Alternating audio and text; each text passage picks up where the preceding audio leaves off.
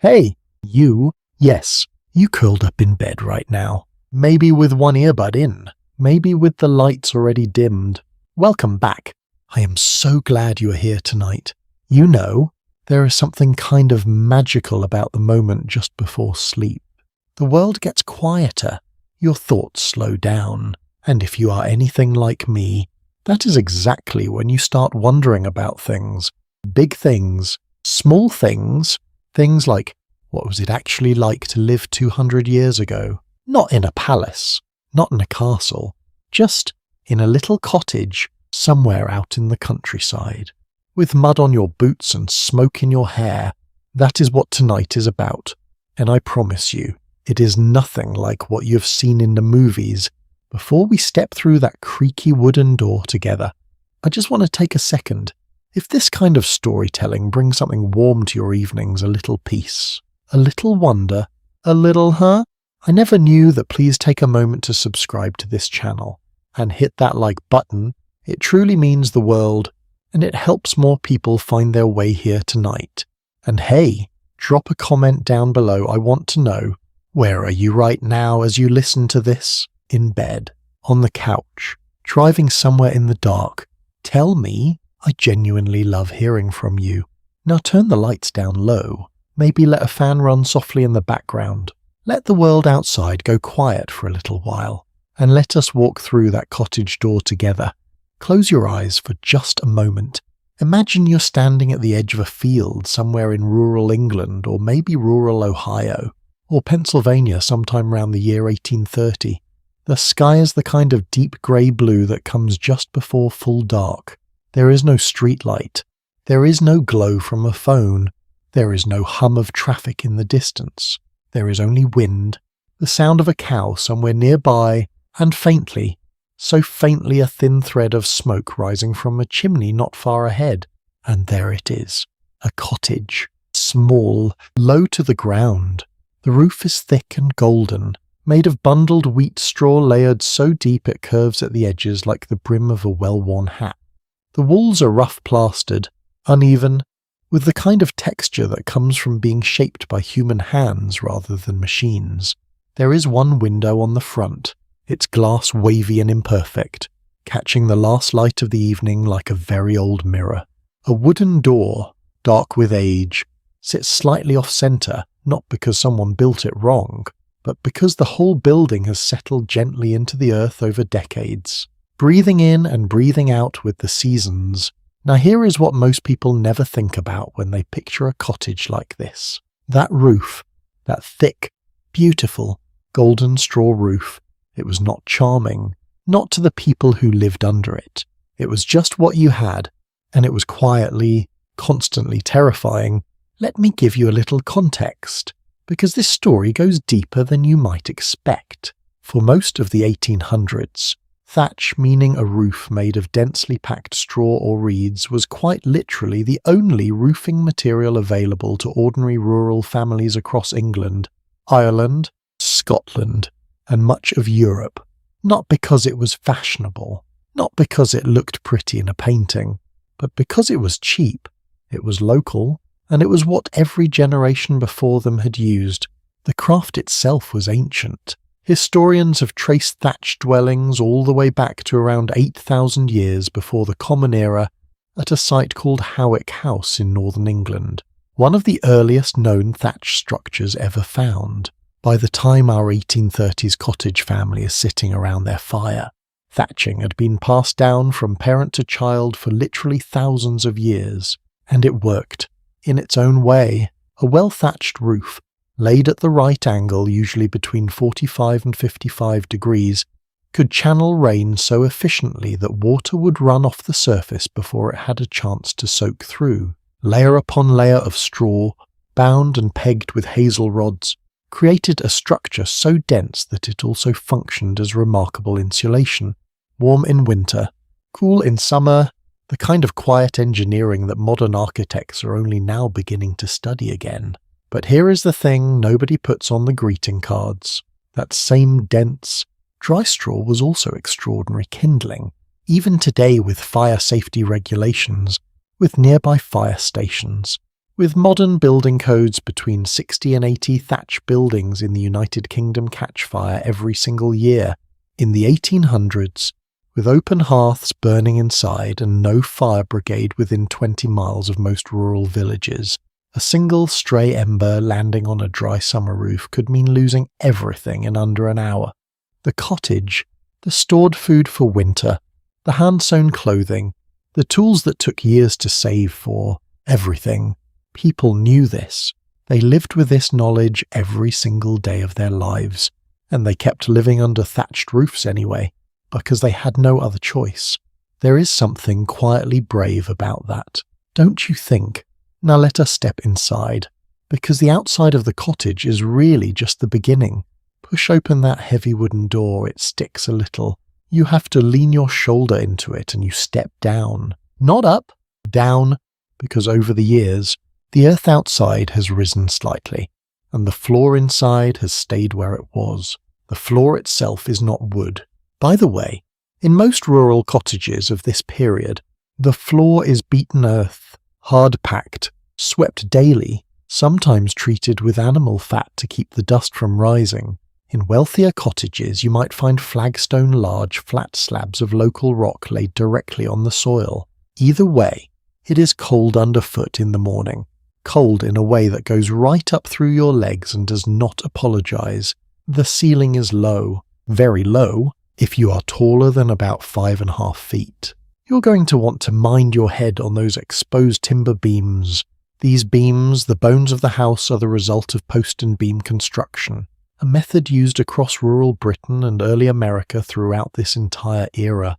Heavy oak or elm posts, mortised and tenoned together without a single nail, holding the whole structure up with nothing but geometry and gravity. Some of these frames were so well built that they are still standing today, 2 centuries later, inside the lovingly restored cottages you can now rent in the Cotswolds for a very charming and very expensive weekend getaway.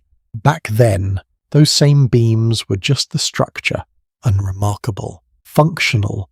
The walls between the beams were filled with wattle and daub, a technique where thin branches were woven together like a rough basket, then coated with a mixture of clay, straw, animal dung, and sometimes horsehair, all plastered smooth and whitewashed if the family could afford lime. The result looked, from a distance, almost tidy.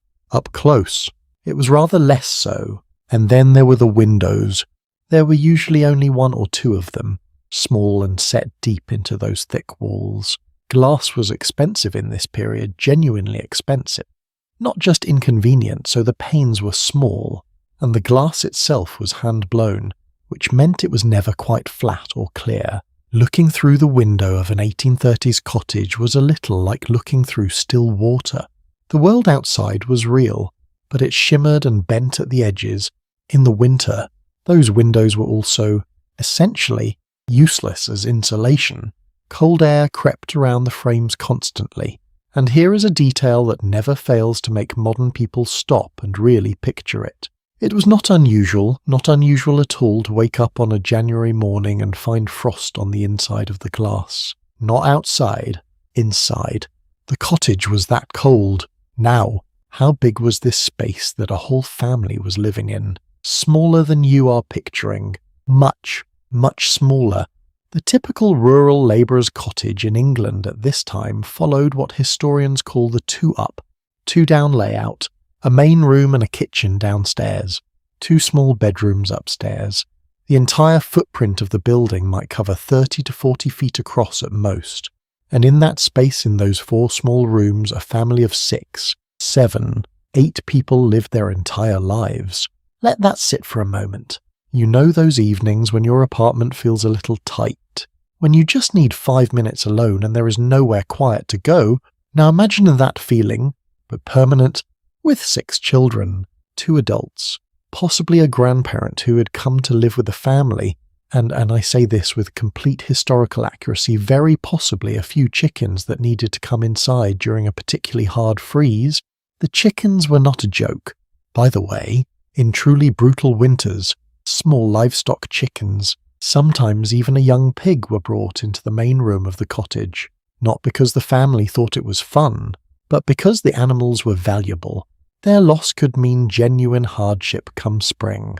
And honestly, a living creature in the room generated heat. Every degree of warmth mattered. Every warm body counted. This is not a detail from a fairy tale. This is just a Wednesday in rural England in January of 1842. Now, across the Atlantic Ocean, the picture was similar in spirit but different in its details. In rural America, particularly across the expanding frontier regions of the early to mid-1800s, the equivalent of the English cottage was the log cabin, or the small frame farmhouse, built by the family themselves, often with the help of neighbours in what were called building bees. These were communal work gatherings, the whole community showing up on a chosen morning to raise the walls and roof of a new homestead in a single day. Neighbours you had only met twice became the people who built the room where your children would sleep. There is something that feels very lost about that, does there not? These American rural homes were, if anything, even more raw than their English counterparts. A newly built log cabin in Ohio or Indiana around 1820 might have had a puncheon floor split logs laid flat side up rather than beaten earth. Its chimney might be built from sticks and clay rather than stone. The gaps between the logs were filled with a mixture of mud and grass called chinking, effective enough in summer. In a hard Midwestern winter, the chinking cracked and shrank as the wood moved, and the wind found its way through in thin, cold streams. But here is what connected the English cottage and the American cabin across all those miles of ocean. The home was not a refuge from nature. It was a negotiation with it. Every season required something different from the building, different repairs, different preparations, different small daily battles against cold or damp or rot or the ever-present threat of fire. The house was never truly finished. It was always in process, always needing something, and so were the people inside it. Before we leave this first view of the cottage tonight, I want to share one more thing with you. When you look at paintings from this period, and there are many beautiful ones, because the late 1700s and early 1800s were exactly when wealthy European artists became obsessed with painting rural cottages as symbols of simplicity and innocence. Those paintings are almost unbearably lovely, the golden thatch glowing in afternoon light, smoke curling gently from the chimney, hollyhocks along the garden wall. The whole scene seems to say, this is where peace lives, and here is the fascinating irony buried inside those paintings.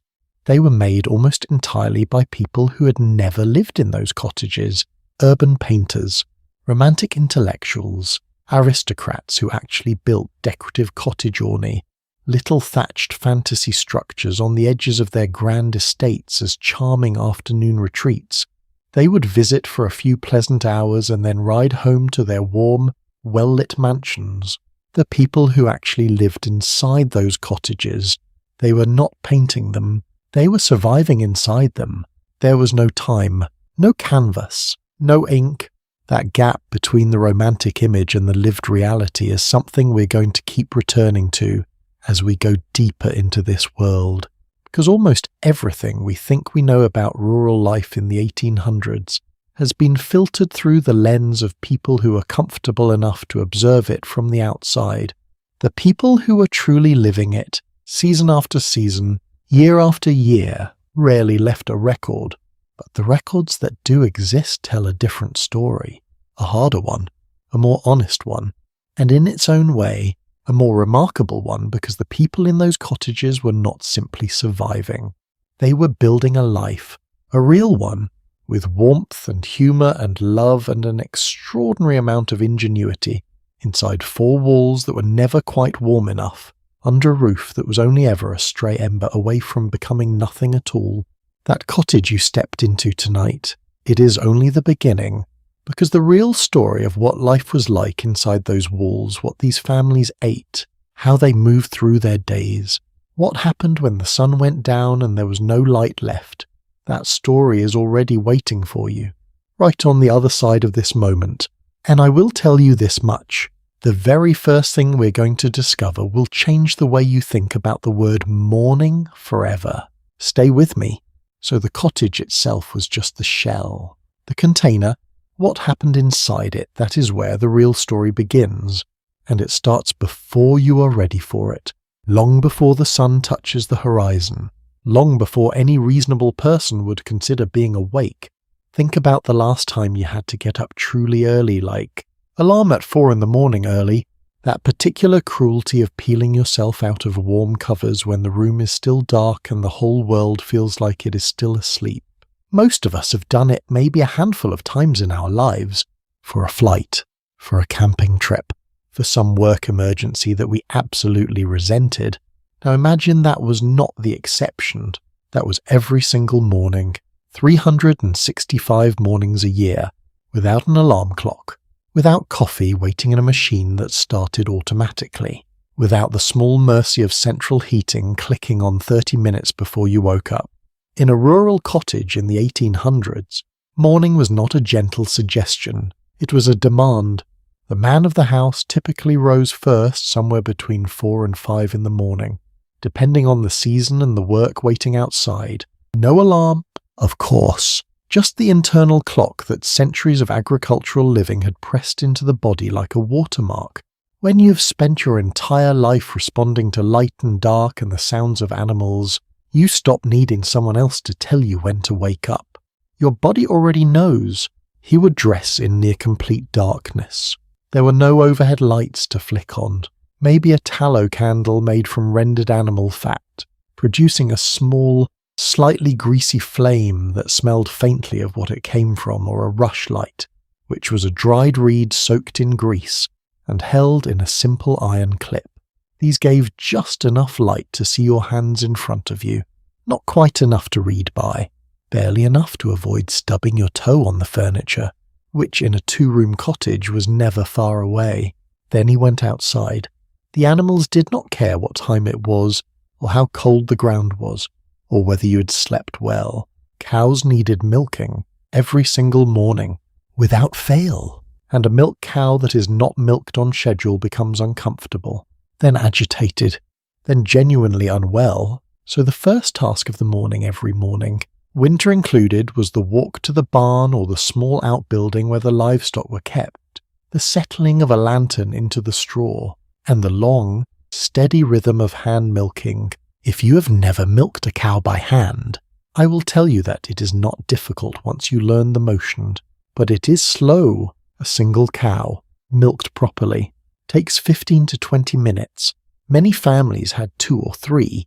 That is your first hour of the morning, right there in a cold and dark outbuilding, before the sun has even suggested it might be coming. Meanwhile, back inside the cottage, something else was happening. Something that I think is one of the most underappreciated acts in the entire history of domestic life. The fire was being rebuilt. The hearth in a rural cottage was never truly allowed to die. Every evening before sleep, the woman of the house, or sometimes an older child, would carefully bank the embers.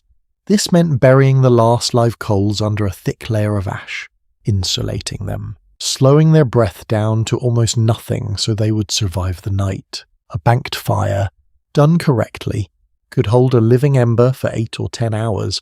Done incorrectly, or in particularly cold weather, you woke up to a dead hearth, and a dead hearth was a genuine problem. To relight a fire from nothing, you needed a tinder box, a small metal container holding charcloth, a piece of flint, and a curved steel striker. You would strike the flint against the steel until a spark caught the charcloth, then blow very gently on that glowing thread of orange until it could light a small nest of tinder-dried grass, shredded bark, paper if you had any. From that first fragile flame, you would coax kindling into burning, and from kindling you would finally build a fire large enough to sustain itself. On a good morning, with dry materials and steady hands, this took perhaps 10 minutes. On a bad morning, damp wood, cold fingers, a child crying in the background, it could take the better part of an hour. And until that fire was burning properly, there was no breakfast. There was no warm water. There was no heat in the room. the day could not truly begin. Historians who have studied 19th century rural domestic life often note that this single task, maintaining and rebuilding the fire, occupied a remarkable amount of a woman's mental attention throughout the entire day.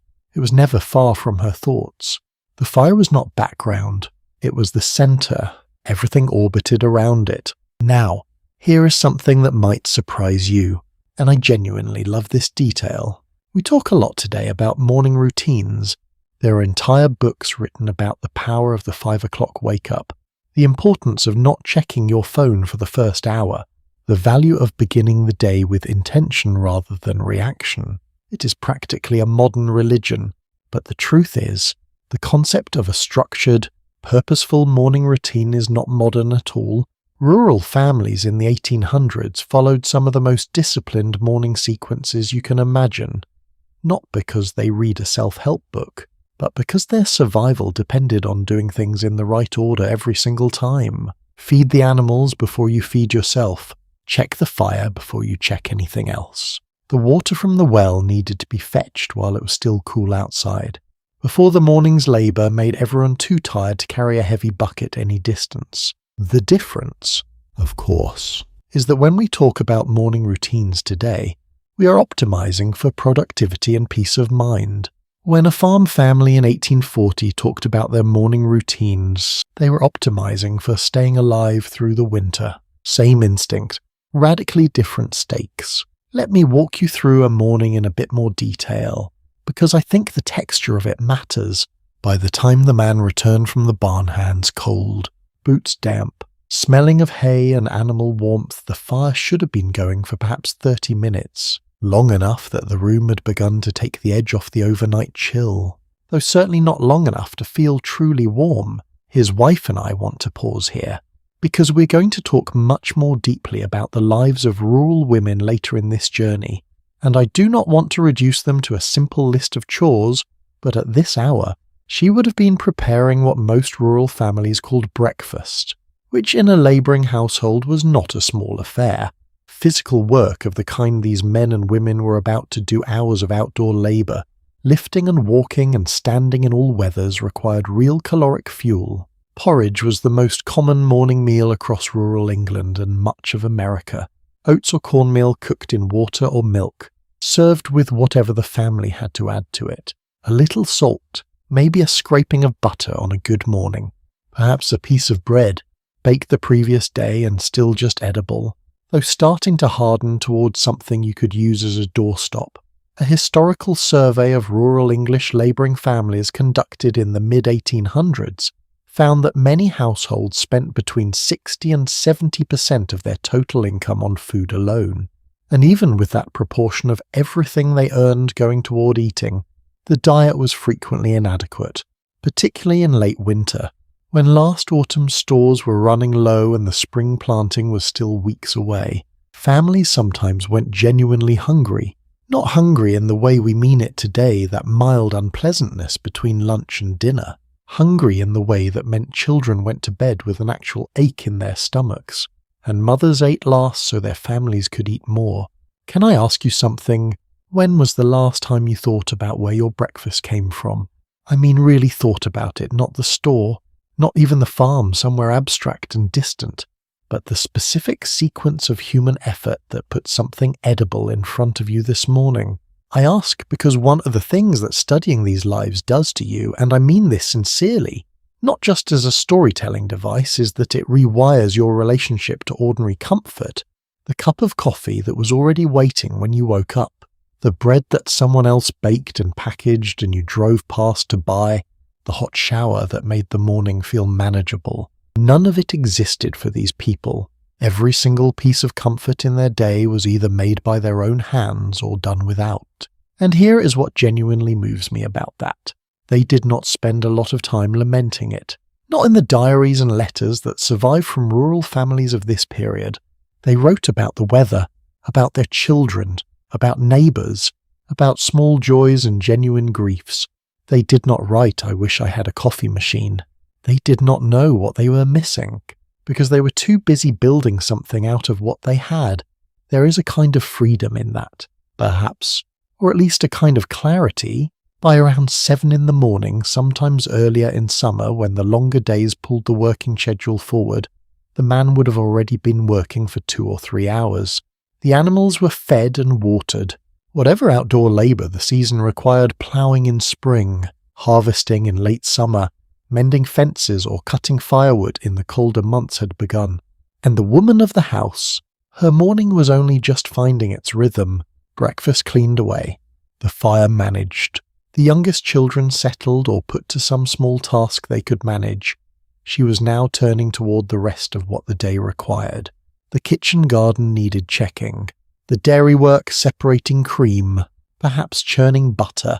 A task that could take the better part of an hour on its own was waiting. The previous day's laundry, soaked overnight in wooden tubs, needed attention, and through all of it, the constant thread, keeping an eye on the children, keeping the fire right, keeping the whole organism of the household moving forward. One historian, writing about the documentation left by 19th century farm women, made an observation that has stayed with me. He noted that while men's farm journals of the era tended to focus almost entirely on the physical work of the land planting dates, weather conditions, animal health, market prices, women's accounts were notable for how many different things they held simultaneously in their minds.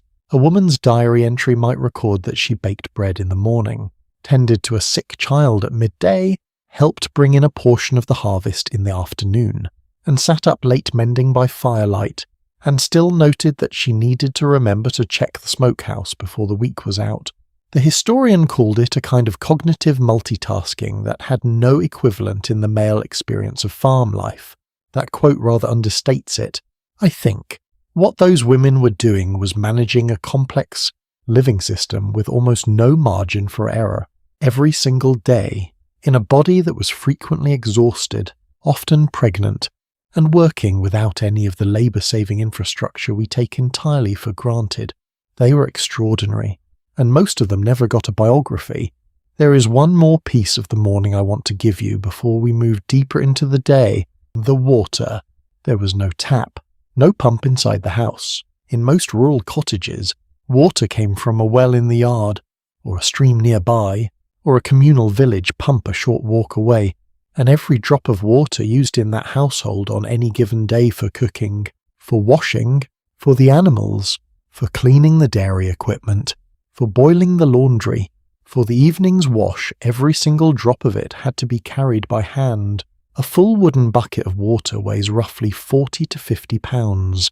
Researchers studying 19th century rural domestic labour have estimated that a farm woman in an average household might carry somewhere in the range of 30 to 40 gallons of water per day, sometimes more in summer. Do that math in your own body for a moment, and if the well had frozen overnight, which in a hard January happened more than occasionally, then you had to break the ice first, with whatever you had on hand, before anything else could begin. The morning I have just described to you, the dark rising, the cold floor, the fire rebuilt from almost nothing, the water carried, the animals tended, the family fed on whatever the stores allowed. This was not an extraordinary morning in a rural cottage in the 1800s. This was Tuesday. This was every day, every season, for the duration of a working life that, for many rural labourers, lasted until the body simply would not cooperate anymore. Life expectancy for the rural poor in England in the 1840s hovered around 40 years for men and somewhat less for women in certain regions, pulled down significantly by the toll of physical labour, inadequate nutrition, and the complete absence of anything resembling modern medical care. These were not dramatic lives in the cinematic sense. There were no explosions, no great battles, no world historical turning points happening in most of these cottages on most of these mornings. Just the steady, rhythmic, relentless work of keeping a household alive for one more day. But here is the thing about steady, rhythmic work done over a lifetime. It leaves a mark on the body, it leaves a mark on the land, and it leaves a mark on history even when history mostly forgets to write it down. The morning set the whole architecture of the day, and what happened in the hours that followed what these families ate. how they preserved it. What they did when the cold came, or the crops failed, or the body gave out, that story is darker and stranger and more remarkable than you might imagine, because the day in a rural cottage was only just beginning, and hunger, it turns out, was only one of the things these wolves were keeping out, right at the centre of that cottage, not just physically, but emotionally, practically, and in every way that mattered. There was a fire. Not a decorative fireplace with a neat gas knob and ceramic logs that glow on command. Not a wood stove with a glass door and a neat little thermostat nearby. Just a fire, open, living, unpredictable, indispensable, and the relationship that a rural family in the 1800s had with that fire was unlike anything most of us today can truly imagine. Let me try to paint it for you. The hearth in a typical English or American rural cottage of this era was not a feature of the room. It was the room. In the smallest cottages, there was essentially one fireplace wide, deep, set into the main wall with a heavy oak beam across the top, and absolutely everything happened around it. Cooking, warmth, light, the drying of wet clothes, the feeding of newborns who needed to be kept warm, the gathering of the family at the end of a hard day, the telling of stories, the saying of prayers. For 200 years, the hearth was the undisputed centre of American and English rural domestic life. Historians studying the period have called it not just a tool but a kind of altar, the one thing in the cottage around which all of daily existence orbited without question, and the fires themselves were enormous by modern standards. The earliest rural hearths in America were wide enough that a grown person could stand inside them upright. Some measured 8, 9, even 10 feet across. Not because the families who built them were being extravagant, they were not, but because cooking over an open fire requires room. You cannot heat multiple pots at different temperatures on a single flame, unless you have space to move them closer and farther from the heat. To arrange subsidiary fires of different intensities across the broad stone floor of the hearth. The cook, almost always the woman of the house, worked from that hearth for the better part of every day, bending, lifting, swinging the iron crane with its hanging pot toward the room and back again, adjusting, tending, watching. The temperatures directly over an open flame can exceed 600 degrees Fahrenheit. There were no oven mitts. There were thick cloth pads, and experience, and the kind of practiced reflexes that come from doing something dangerous every single day for years. Burns were common. Severe burns were not rare. Now, let us talk about something that has always struck me as one of the most quietly profound aspects of life in a cottage of this era. What happened to that fire when darkness fell? In the 1800s, the working day for rural families was determined, almost entirely, by natural light. Summer brought long days and exhausting outdoor labour that stretched from before sunrise to well past 7 or 8 in the evening. Winter contracted everything. In England, at the depths of January, there are barely 8 hours of usable daylight. Once that light was gone, the day was essentially over, not because people chose to rest, but because working in near total darkness was either impossible or dangerous, and the only light available after sundown, in most rural cottages, was the fire and whatever you could afford to burn in addition to it.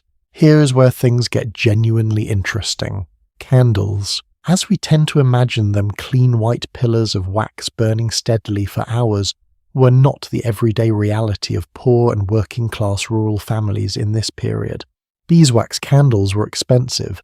In England, the government actually taxed candles for over a century, a punitive tax that was imposed in 1709, and was not repealed until 1831. Even after that, the best candles remained a luxury. What most rural families used instead was tallow, animal fat, rendered and poured around a twisted wick. Tallow candles were cheap or could be made at home from the fat saved when slaughtering livestock. One slaughtered bullock provided enough tallow to make all the candles an average farm family needed for roughly 3 years. But tallow candles were not pleasant things. They burned with a dim, yellowish flame. They smoked. They had to be constantly snuffed, which did not mean blown out, as we use the word today, but rather trimmed. The charred, collapsing wick had to be pinched or cut away every 20 minutes or so, or the flame would gutter and die in its own waste. And they smelled, not subtly. If you were burning tallow candles in a small, low-ceilinged cottage room with a fire going and damp wool drying over it, and 6 people breathing, that room had a particular character to it that no amount of romanticized painting has ever honestly reproduced. An even simpler option was the rushlight, a dried reed, the same kind that grew in ditches and along riverbanks across rural England, soaked in grease and held in a small iron clip. Cheap, simple, locally made, the average 18-inch rushlight burned for somewhere between 15 and 20 minutes, just enough light to do a particular task, just enough time to finish mending the sock before the light gave out. 20 minutes, then you reach for another one. I want you to sit with that for a moment, because I think it recalibrates something important. Think about your evening right now, the light you are reading or listening by, the effortless, instant, permanent availability of brightness. You flip a switch, and a room that was dark becomes as bright as midday. You do not think about it. You do not plan your evening around whether the light will last. You do not ration it. For the families in these cottages, light, specifically the light that made intellectual or fine manual work possible after dark, was a finite resource to be rationed and managed. The rich could afford to stay up late, reading and writing and socializing, because they could afford to burn enough candles to light a room properly. The poor did what you do when you run out of something irreplaceable. They went to bed. Jane Austen, writing about English society in the early 1800s, though writing from the perspective of rather more comfortable households than the rural labouring poor, noted how central candle use was to social signals of wealth and status. In working-class homes, people might burn a single rushlight and go to bed early. In the homes of the well-off, candles were plentiful, and people stayed up later, read more, thought more, wrote more. The gap in intellectual and cultural life between those who could afford light and those who could not was not a small one. But back to the fire itself, because the hearth was not merely the source of light and heat. It was, in its own way, the family's single most important technology. Everything that was cooked in a rural cottage was cooked at that hearth. Everything. There were no stoves in the modern sense until well into the mid-1800s, and even then, the transition was slow in rural areas.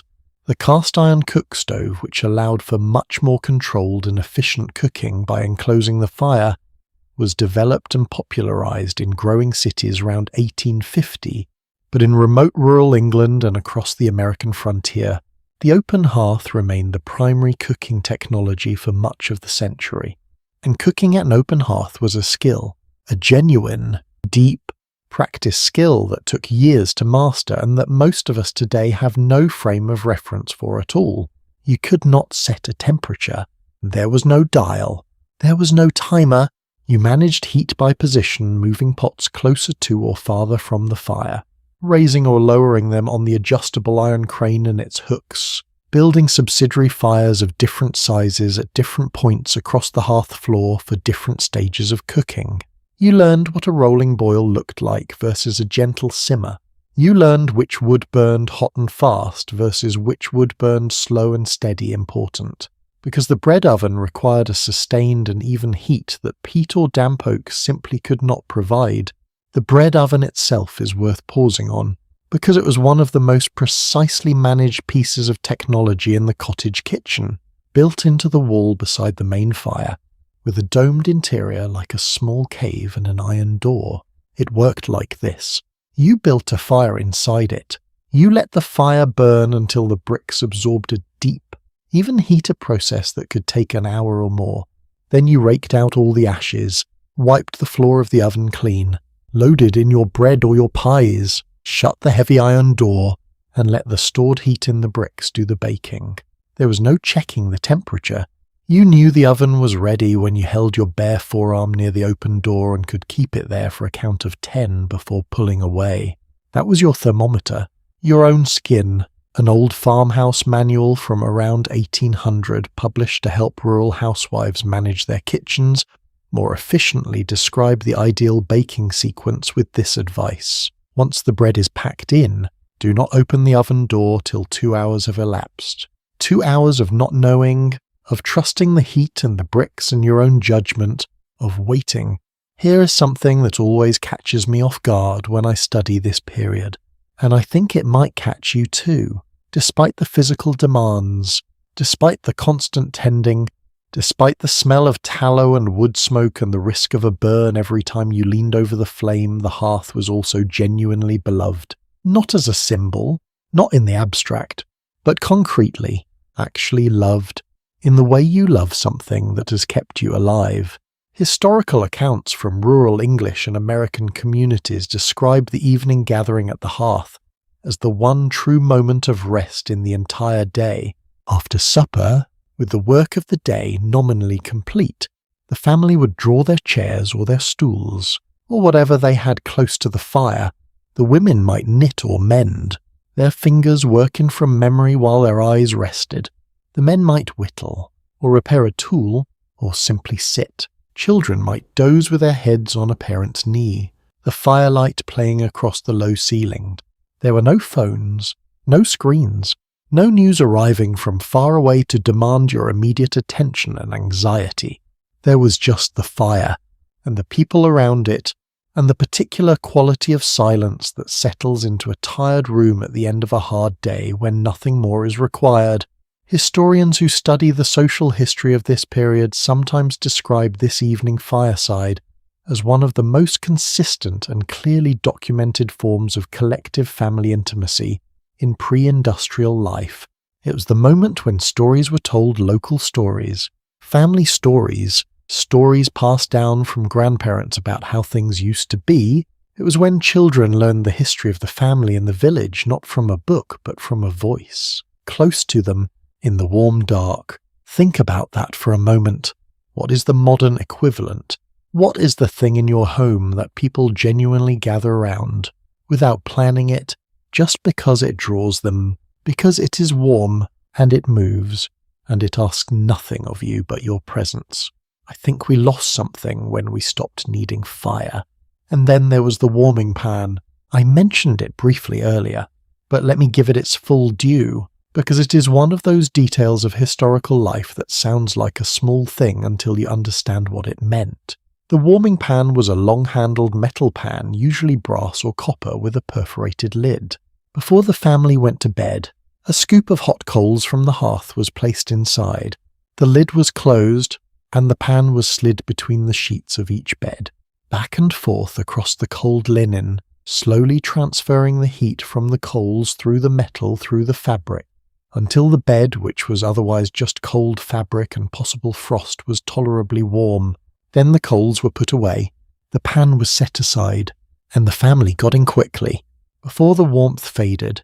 This was every night in winter, not a luxury, a necessity, and it was the last act connected to the fire that had cooked the food, heated the room, dried the clothes, illuminated the evening, and now, through the warming pan's careful mechanics, reached one last time into the cold dark of the bedroom to offer something kind before sleep.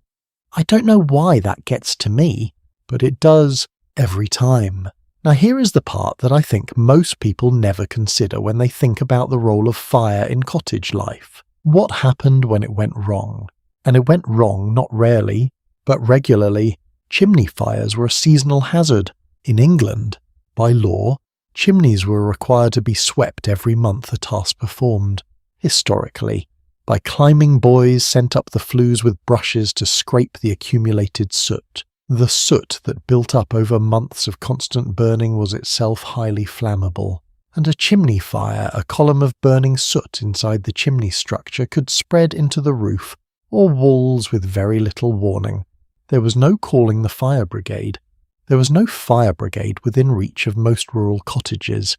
Your first and only resource was your neighbours if they could get there in time, and if the thatched roof had not already taken the spark and decided the matter for you, Records from rural English parishes in the first half of the 1800s document fires destroying cottages with depressing regularity. In some villages, a significant fire, one that took 2 or 3 cottages, happened every few years. The families left without a home would be dependent on the community for shelter, sometimes for months. There was no insurance.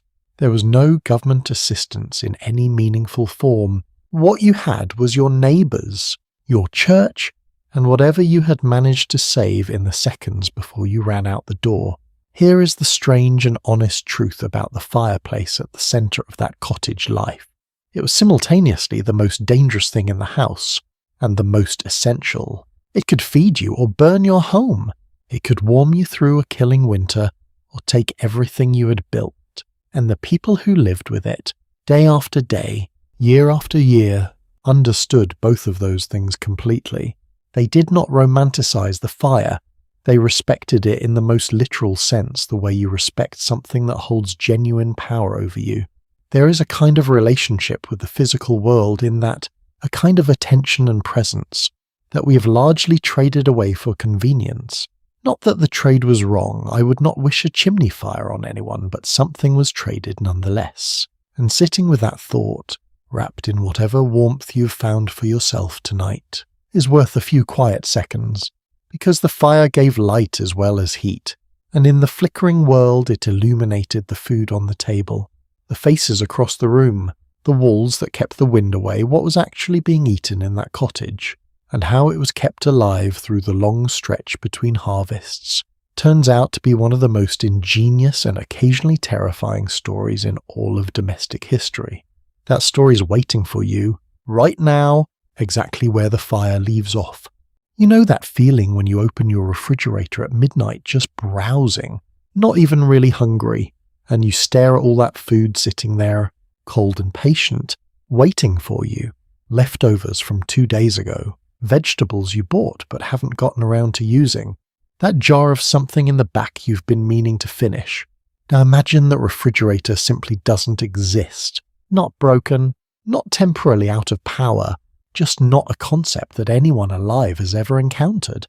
No cold storage, no freezer, no canned goods on a shelf with expiration dates printed in neat black ink. And yet, somehow, families in rural cottages across England and America fed themselves through every season through hard winters and failed harvests and the long, hungry stretch between the last of the stored food and the first green things of spring. How they managed it is one of the most genuinely ingenious stories in all of human domestic history.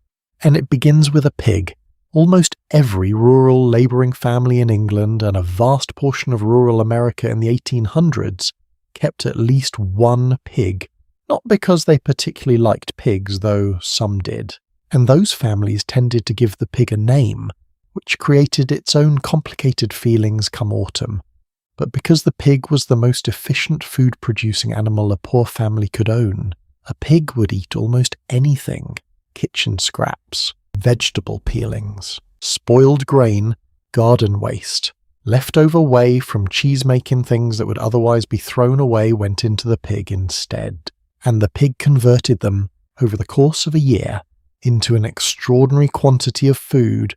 Every part of the pig was used. The hams, the bacon, the shoulders, the trotters, the intestines, cleaned and stuffed to make sausages, the blood, collected and cooked into black pudding, the head, boiled down with spices to make brawn, a pressed meat dish that set in its own gelatin and could last for weeks in a cold cellar. Even the rendered fat, called lard, was scraped into crocks and stored, to be used for cooking and for spreading on bread in place of butter, which was itself too expensive for regular use in most labouring households. The saying passed down through generations of English rural workers was simple and entirely accurate.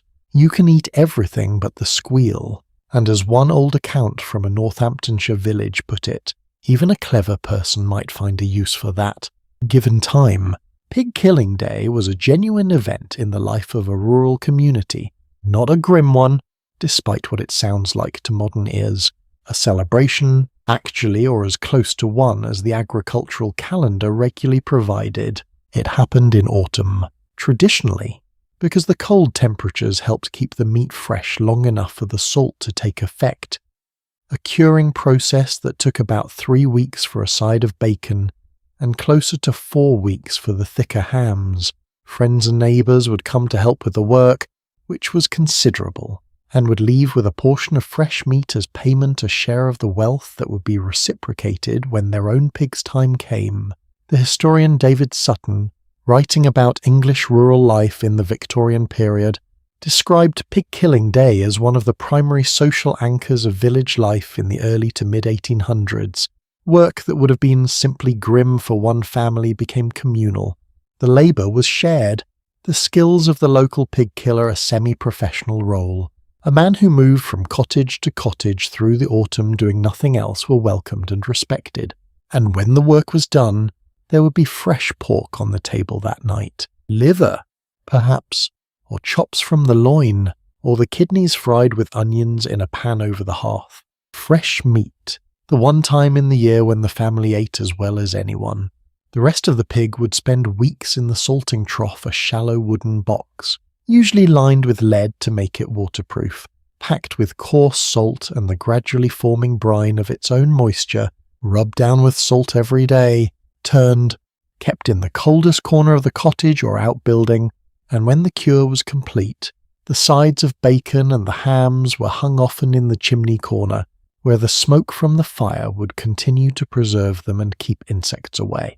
Some families hung their hams so high, and the fireplace smoke was so reliably gentle that a single good ham could remain edible for years.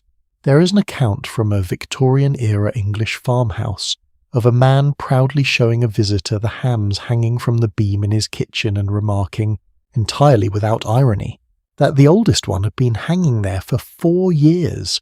He was saving it. For what occasion? The visitor asked. The man thought about it. A wedding, maybe, or a funeral, something that deserved it. Now here is the honest truth about what rural families actually ate. Day to day, once the pig was cured and the celebration was over, it was not exciting. I want to be very clear about that. Not in a dismissive way, but in a way that actually honours the reality of these people's lives. The diet of a rural labouring family in England in the 1800s was, by modern standards, monotonous to a degree we would find almost impossible to sustain.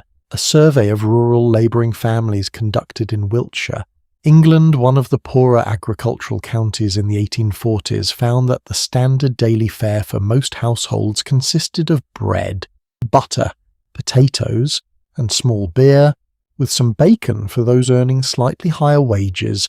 On a better week there might be a bit of cheese. On a worse week, the butter was replaced by dripping the rendered fat from a roasted piece of meat, if any had recently been available, spread thinly on bread that was already going stale. Bread, potatoes, small amounts of preserved pork, rationed carefully through the weeks and months after pig killing. Milk, when the cow was producing. Eggs, when the chickens were laying. Seasonal vegetables from the kitchen garden, fresh in summer, pickled or stored in the root cellar in winter. That was it, for most days of most years. And yet, and this is where it gets genuinely interesting from a health perspective, the historians Paul Clayton and Judith Rowbotham, studying the diets of the mid-Victorian labouring classes, found something that surprised many modern readers when their research was published. They concluded that the working-class diet of the mid-1800s, for people who were not in poverty, was in several measurable respects nutritionally superior to the processed food-heavy diet of many modern Westerners. Whole grains, vegetables fresh from the garden, minimal sugar, no ultra-processed anything. The researchers found that life expectancy at age 5 for mid-Victorian working people was comparable to what it is today, a striking fact given the complete absence of antibiotics, vaccines, and modern medical care. The problem was not the food itself, for those who had enough of it. The problem was the for those who had enough of it parter. Many didn't. Not regularly. Not always. Let me tell you about the hunger months. There was a stretch of the year, roughly from late February through April, that agricultural historians sometimes call the hungry gap. The stored food from the previous autumn was running low. The root vegetables in the cellar were soft and beginning to rot. The last of the salted pork had been eked out over months and was nearly finished. The preserved vegetables were almost gone, and the new growing season had not yet produced anything to replace them. Spring comes slowly to rural England. The first green things, nettles, dandelions, sorrel growing at the edges of fields, were not gardeners' weeds to a rural labouring family in March of 1830. They were food, free food, gathered from wherever they could be found, boiled into something edible. The nettle soup of necessity had been sustaining poor rural families through lean springs for centuries before anyone ever put it on a restaurant menu as a seasonal delicacy. The children of these families knew the hungry months in their bodies. Historians studying the physical records of the 19th century, the growth data, the army medical records, the workhouse reports have found clear evidence of seasonal nutritional stress in the skeletal development of children who grew up in rural poverty during this period. The bodies told the story that the diaries rarely bothered to write down, and then with a kind of grace that still moves me to think about May would come. The kitchen garden would produce its first lettuces and spring onions and early peas. The cow would be back in full production after winter. Eggs would become plentiful again as the days lengthened and the hens responded to the light. And suddenly the table, which had been so thin and bare for weeks, would be full again with green things and fresh flavours and a sense of abundance that those families must have felt in their bodies like a tide returning. That alternation of scarcity and abundance felt so directly, so physically, so unmistakably was one of the deep rhythms of rural life that we have almost entirely lost. We do not experience the hungry gap. We do not know the particular gratitude that comes from eating the first strawberry of summer when you have not tasted something sweet since Christmas. Something is genuinely lost in that. I think, not the hunger, never the hunger, but the gratitude that lives on the other side of it. Can I ask you something small?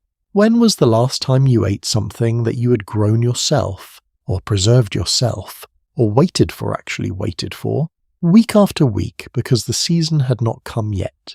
I ask not to make anyone feel guilty about the refrigerator and the supermarket, both of which are genuine human achievements, and I am deeply in favour of both. I ask because the relationship these families had with their food was intimate in a way that is genuinely hard to describe. They knew where every piece of food on the table came from. They knew what it had cost in labour, in luck, in the patience of waiting for the right season and the right weather. They knew that next winter's food was already being planned for, already being prepared for, in the decisions they made in the garden this summer. Food was not background for them. It was foreground. It was the whole story. One more detail about the cottage kitchen that I want to give you, because it captures something true about how these families fed themselves that simple lists of ingredients cannot convey. The pot over the fire was almost never empty. Most rural cottages had a single large iron pot, heavy, black, sometimes generations old, passed from mother to daughter the way good tools are passed, and it hung permanently over the fire on its iron crane, always containing something, a bone boiling for stock, porridge from the morning left simmering, thickening through the day into a solid mass that could be sliced cold for supper, a soup that had been going for 3 days. Each day slightly different as things were added and other things were consumed and the base slowly deepened in flavour. This was not carelessness or poverty of imagination. It was efficiency of the highest order. Heat was constant and expensive in wood, in labour, in the time required to keep the fire going. You did not let the heat go to waste on an empty pot. You used it. Everything that could be added to that pot was added: vegetable trimmings, spare grains, water in which other things had been cooked, pieces of bone or fat that would have been thrown away in a more comfortable kitchen. The result was, by many accounts left by travellers and visitors to rural cottages, frequently delicious. A long-simmered soup made from whatever is available, cooked slowly over consistent heat by someone who's been doing it for decades and knows exactly how to manage what she has that is not a lesser form of cooking. That is, in fact, one of the oldest forms of cooking there is Esther Copley, writing her practical cooking guide for rural and working-class families in 1849, titled it simply Cottage Cookery. Her recipes were for potato pie, stewed ox cheek, and stir about a thick porridge that could be made from oatmeal or any available grain, seasoned with salt, filling enough to fuel a day's physical labour. She wrote not for an audience that wanted elegant food. She wrote for an audience that needed to turn very little into enough. That project turning very little into enough was the central culinary challenge of cottage life. And the generations of women who mastered it deserve considerably more credit than history has generally seen fit to give them, because what happened when the food ran short or when something went wrong in ways that no amount of careful planning could prevent that story moves from the kitchen into the domain of the body, into illness and pain and the remarkable, imperfect, sometimes miraculous world of what passed for medicine inside those cottage walls. That is where we're going next.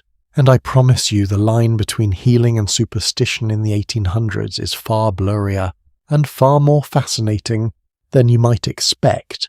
Somewhere beneath almost every rural cottage in 19th century England and across nearly every farmstead in America, there was a door in the ground, not a dramatic door, not one you would notice if you were walking past, just a wooden hatch, low to the earth, sometimes barely distinguishable from the soil around it, set into the side of a small rise or flush against the foundation of the cottage itself.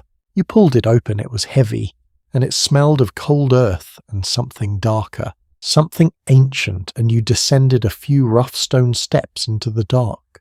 This was the root cellar, and in a world without refrigeration, without canning, without any of the food preservation technology we take entirely for granted, it was one of the most important structures a family could own. In many ways, it was more valuable than the cottage above it. Let me paint you the picture properly, because this is a space most people have never stood inside, and the details matter. The ideal root cellar sat at least 4 feet below ground level, deep enough that the surrounding earth maintained a near constant temperature between 32 and 45 degrees Fahrenheit throughout the year, not cold enough to freeze most produce, cold enough to slow the biological processes of decay almost to a standstill. The walls were stone or brick. The floor was bare earth, deliberately so, because the exposed soil maintained humidity at roughly 85 to 90%. And it was that specific combination of cold and damp that kept certain foods alive for months. Alive is not a metaphor. By the way, it is almost literally accurate. A potato pulled from the ground in October and placed in a good cellar does not simply sit there in suspended animation. The plant cells continue to respire at a very low level, in a state somewhere between living and not. The cold slows everything down without stopping it entirely. And as long as that fragile residual life continues, the potato resists decay. The cellar was organized with the knowledge of generations. Potatoes in deep bins layered with slightly damp sand, carrots and beets bedded in sawdust or straw, onions and garlic hung in bundles from the ceiling to keep them dry, cabbages suspended upside down on hooks so they would not sit in their own moisture and rot from the bottom, winter squash and pumpkins on wooden shelves, each one checked weekly for the first soft spot that meant it had started to turn, and in the corners covered crocks of pickled vegetables, jars of fruit preserved in honey or sugar syrup, the dark-coloured bottles of cider fermenting slowly through the autumn. Occasionally, a cured ham or a side of bacon, hung from an iron hook, wrapped loosely in cloth against the insects. Everything the family needed to survive the winter, assembled and organised in this one cold, dark room, smelling of earth and vinegar and old wood. Now here is the thing that strikes me every time I sit with this subject. The knowledge required to run a root cellar properly was not simple. It was not intuitive. It was accumulated over decades, passed from mother to daughter and grandmother to granddaughter, refined and corrected by experience, and occasionally by the hard lesson of losing a winter's supply of food to a single mistake. You could not store apples and potatoes together. Apples emit a gas called ethylene as they ripen, and that gas accelerates the spoilage of everything around them. Nobody in the 1800s knew anything about ethylene gas. They had no chemistry, no explanation, but they knew through long experience, through watching what happened and remembering it, that apples stored next to potatoes made the potatoes go bad faster, so they kept them separate. They did not know why, they simply knew what worked. That distinction between understanding a thing and knowing a thing through practice runs through almost every aspect of rural cottage life in this period. These families held a vast quantity of practical knowledge that they could not have articulated in scientific terms, because the science did not yet exist to explain it. They were doing, in their root cellars and their smokehouses and their pickling crocks, precisely what modern food scientists now understand to be correct. The science caught up to the practice, not the other way around.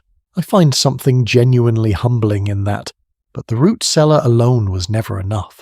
Not for a family trying to eat through 6 months of English winter, or the brutal months of a New England January and February. The cellar preserved what was fresh. Everything else required transformation, converting raw ingredients into something more stable, something that could last. Through processes that had been refined over centuries of human necessity. Pickling was perhaps the oldest of these arts. The principle is almost absurdly elegant. Create an environment so acidic that bacteria cannot survive in it. Vinegar or the lactic acid produced by fermentation lowers the pH of whatever it touches to a level at which most microorganisms simply cannot function. Cucumbers submerged in brine became pickles that would last for months.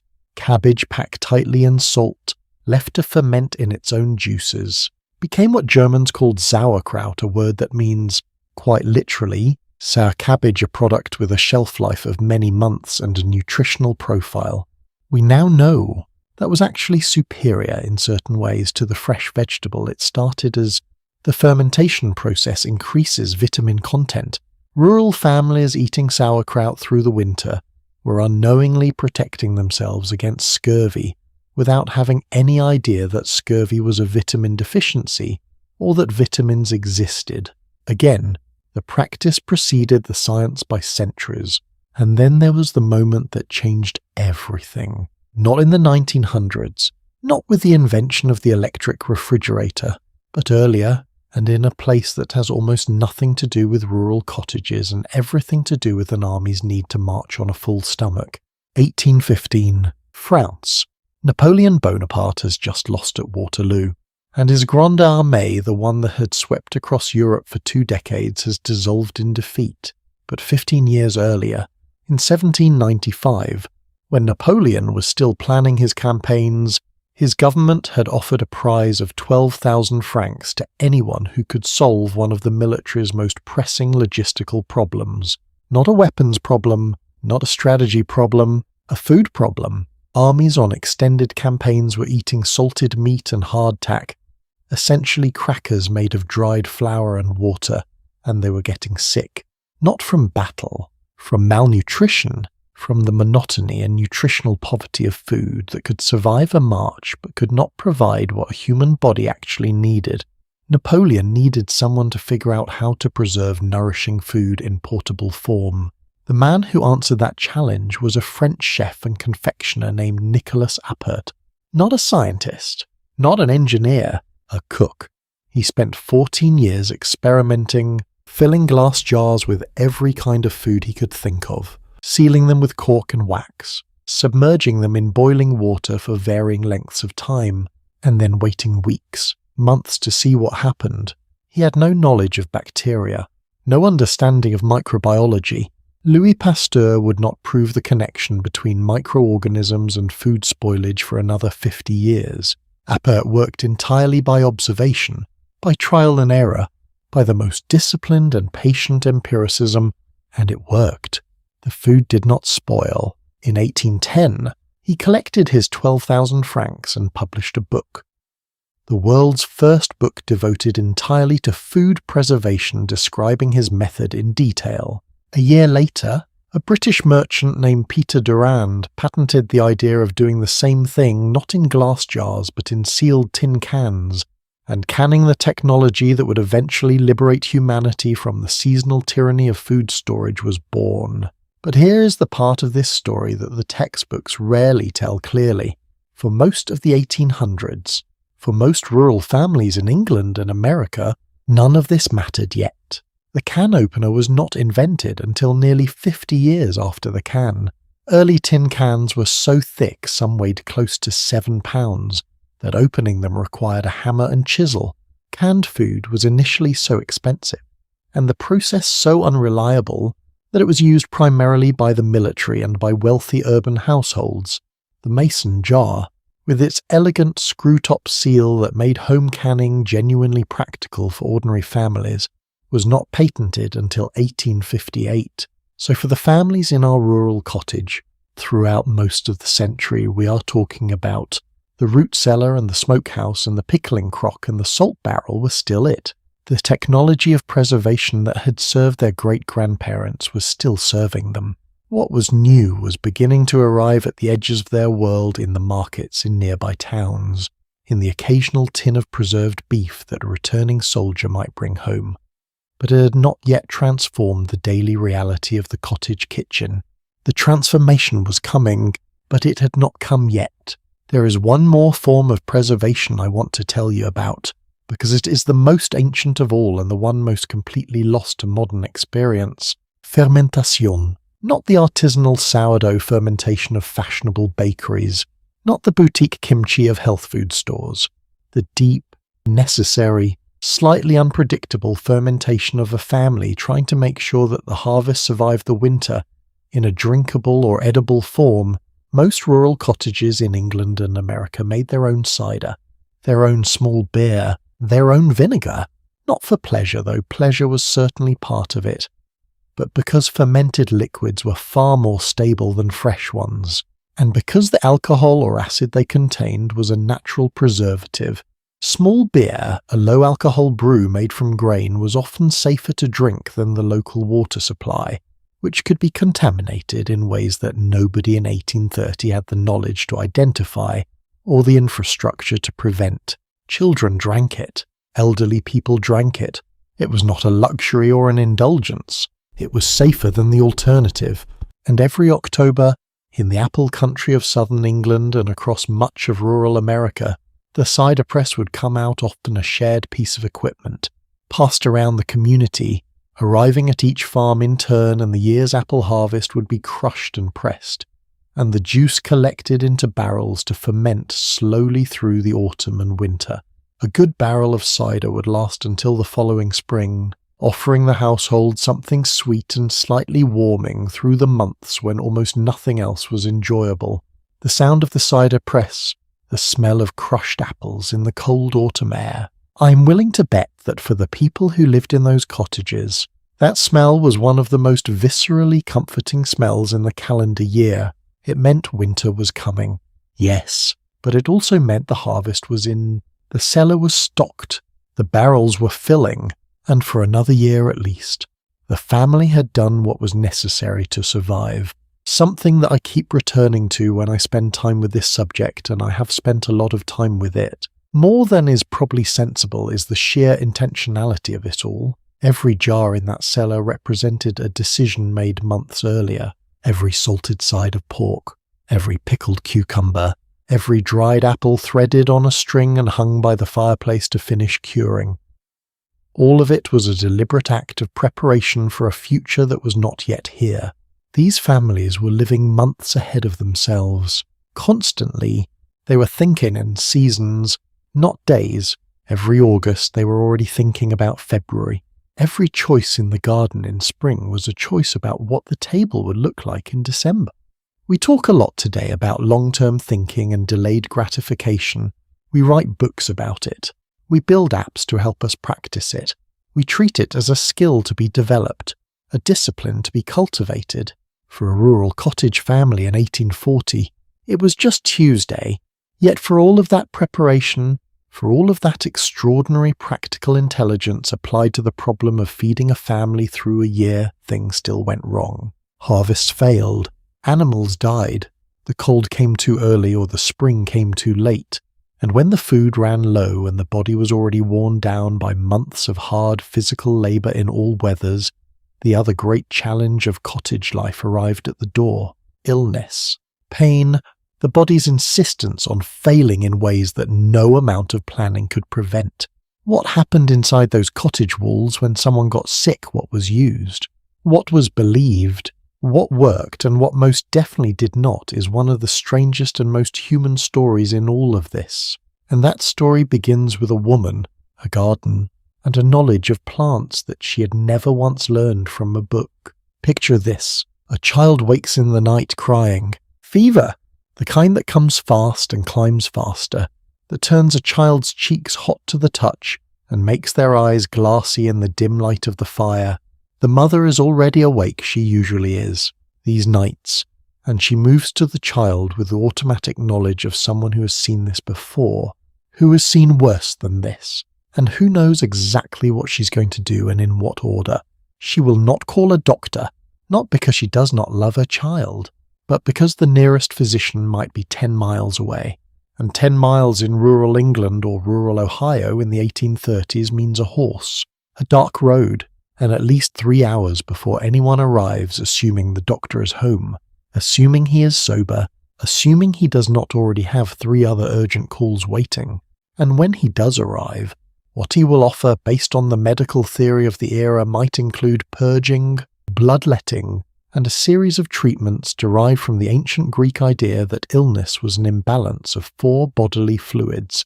Treatments, in other words, that modern medicine would consider not just useless but actively harmful. So she does what generations of women before her have done. She goes to her herbs. The herb garden behind a rural cottage was not decorative. It was not planted for the pleasure of looking at it. Though pleasurable, it certainly was. It was a medicine cabinet, a pharmacy, a generation-by-generation accumulation of practical biological knowledge, passed down not in writing. Most of these women could not write, and the books that existed were too expensive and too rare to reach most rural homes, but in practice, in demonstration, in the careful oral tradition of mother showing daughter what each plant looked like, what it smelled like, when to harvest it, how to prepare it, and precisely what it was for. Pennyroyal for stomach cramps, mullein made into tea for coughs and chest congestion, slippery elm bark softened and made into a poultice. For boils, wild cherry bark, boiled with sarsaparilla and other roots, into a tonic for general weakness. Feverfew for headache and fever, and this one, modern pharmacology has confirmed, contains compounds that genuinely interfere with the fever response. Willow bark tea for pain, which contains salicin, the compound from which aspirin was eventually synthesized in the 1890s. These women were giving their children something chemically very close to aspirin a full 50 years before a German chemist formally isolated and named it. They did not know why it worked. They simply knew that it did. The historian Elaine Leong, studying thousands of household recipe books from this period, held at research libraries across England and the United States, found that rural women were operating something considerably more sophisticated than most of us imagine when we think of folk medicine. These recipe collections, handwritten notebooks, sometimes hundreds of pages long, passed from mother to daughter across generations, recorded not just herbal preparations but precise dosages, careful observations about what worked for which symptoms at which stages of an illness, notes about which preparations to avoid in combination. They were, in the most literal sense, doing empirical science, without the vocabulary of science, without any formal training, without laboratories or peer review or the institutional support that we associate with medical knowledge. What they had instead was observation, accumulated over decades, rigorously applied to the problem at hand. One rural American woman, writing her memoirs in old age about her mother's healing practices in the 1840s, described the experience in a way that has stayed with me since I first encountered it. She wrote, If one of us needed a tonic, Mother went to the woods, peeled bark from a wild cherry tree, dug some sarsaparilla and other herbs, boiled a brew out of it and gave it in regulated doses. I have often heard Mother wish she would have studied medicine and been a doctor. She would have made a good one. She would have made a good one. That single line contains an entire world of waste, the waste of minds that were never allowed to develop into what they might have been, because the formal structures of education and professional certification were not available to women, and especially not to rural labouring women. In the 1800s, she had the intelligence, she had the curiosity, she had the accumulated knowledge of a lifetime of practice. What she did not have was the institutional door that would have turned that knowledge into something the world was prepared to recognise and credit. Now, I want to be completely honest with you about both sides of this, because I think the honest version is more interesting than the romantic one. Some of what these women did worked, genuinely and demonstrably worked, as modern research has confirmed again and again. Elderberry preparations for immune support, garlic as a natural antimicrobial, honey applied to wounds which we now know has measurable antibacterial properties due to its pH and enzymatic content, saint. John's wort for low mood, chamomile as a mild anti-anxiety and digestive agent, lavender for sleep. These are not folk superstitions. These are plants that contain bioactive compounds that do what generations of women said they did. The traditional knowledge was correct. The science arrived later to explain why. But some of what these women did was also completely ineffective, or based on misunderstandings that had no biological basis whatsoever, and some was genuinely harmful. Belladonna, the deadly nightshade plant, was used in some communities for various ailments, despite the fact that its active compounds, atropine and scopolamine, are genuinely toxic in the wrong doses. Jimsonweed was applied to wounds for its numbing properties, which actually works. It contains anesthetic compounds, but taking it internally was potentially fatal. And the line between a therapeutic dose applied to the skin and a toxic dose was difficult to manage without the kind of precision measurement that nobody in an 1830s cottage possessed. And then there was the territory that I find genuinely fascinating. The practices that were neither straightforwardly effective nor straightforwardly harmful, but that occupied a strange middle ground between medicine and belief. In rural communities throughout England and America in the 1800s, illness was not understood purely through what we would call a biological lens. It was understood through a mixture of the physical and the spiritual that modern medicine has almost entirely discarded, but that for the people who lived within it was entirely coherent and internally consistent. Certain healers in rural communities were believed to possess a special power to cure specific ailments not through herbs, but through laying hands, through particular words or prayers, through a kind of inherited or God-given capacity that could not be taught or transferred. In the American Ozarks, it was said that the seventh son of a seventh son had the power to cure certain conditions simply by touch. In rural England, similar beliefs clustered around specific families or individuals who were consulted by neighbours in the same practical spirit in which you might consult the most experienced carpenter in the village about a structural problem. Were these practices effective? Some probably were, in ways that have nothing to do with supernatural gift. The social and psychological dimension of healing, the comfort of being attended to by someone trusted, the relief of having a name and a framework put on your suffering, the genuine physiological effects of belief and reduced anxiety. These are real and measurable. Modern medicine calls it the placebo effect and studies it rigorously. In the 1800s, rural communities called it faith and practiced it without needing to explain it scientifically. What strikes me about this is not the superstition, it is the consistency. These were not random, improvised responses to illness. They were coherent systems of knowledge and belief that had been developed and refined over generations to address a specific problem, keeping people alive and functional in an environment where professional medical care was effectively unavailable. And here is the number that puts all of this in stark perspective. In 1800, global life expectancy at birth was approximately 30 years. 30 years. That number sounds catastrophic, and in one sense it was, but it is almost entirely explained by one factor: infant and child mortality. The rate at which children died before their 5th birthday in rural communities of this era was extraordinary by modern standards. In the most remote rural English parishes of the early 1800s, roughly 100 infants per 1,000 died in their first year of life. In larger towns, that figure was considerably higher, 1 in 10 children dying in their first 12 months. But here is the counterintuitive part, the part that the raw number hides. If you survive to the age of 5 in mid-Victorian England, your expected lifespan from that point onward was actually quite similar to what it is in many developed countries today. Adults who reached 65 in the 1850s could expect another decade of life on average. Not because they had medicine equivalent to what we have now, they absolutely did not, but because the major killers of this era fell disproportionately on the young, on the very old, and on the already weakened. Adults who reached middle age in good health, in the relatively clean air of the countryside, eating seasonal whole foods, doing physical labour that kept their bodies strong. These people were not necessarily dying young by our standards. What was killing people in extraordinary numbers was childhood disease. Scarlet fever, in the mid-1800s, was responsible for an enormous proportion of all deaths in children between 5 and 15 years old, over 40% of all deaths in young adults in the 1850s, according to researchers studying Victorian mortality patterns.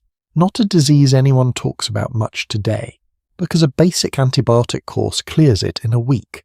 But in 1850, before antibiotics existed, before anyone understood bacterial infection, scarlet fever killed children with a terrible efficiency that their parents were entirely powerless to prevent, and the mothers who sat at those bedsides making their pennyroyal tea, applying their elm poultices, praying with their neighbours, trying every remedy they knew were not ignorant, they were doing everything that was possible to do.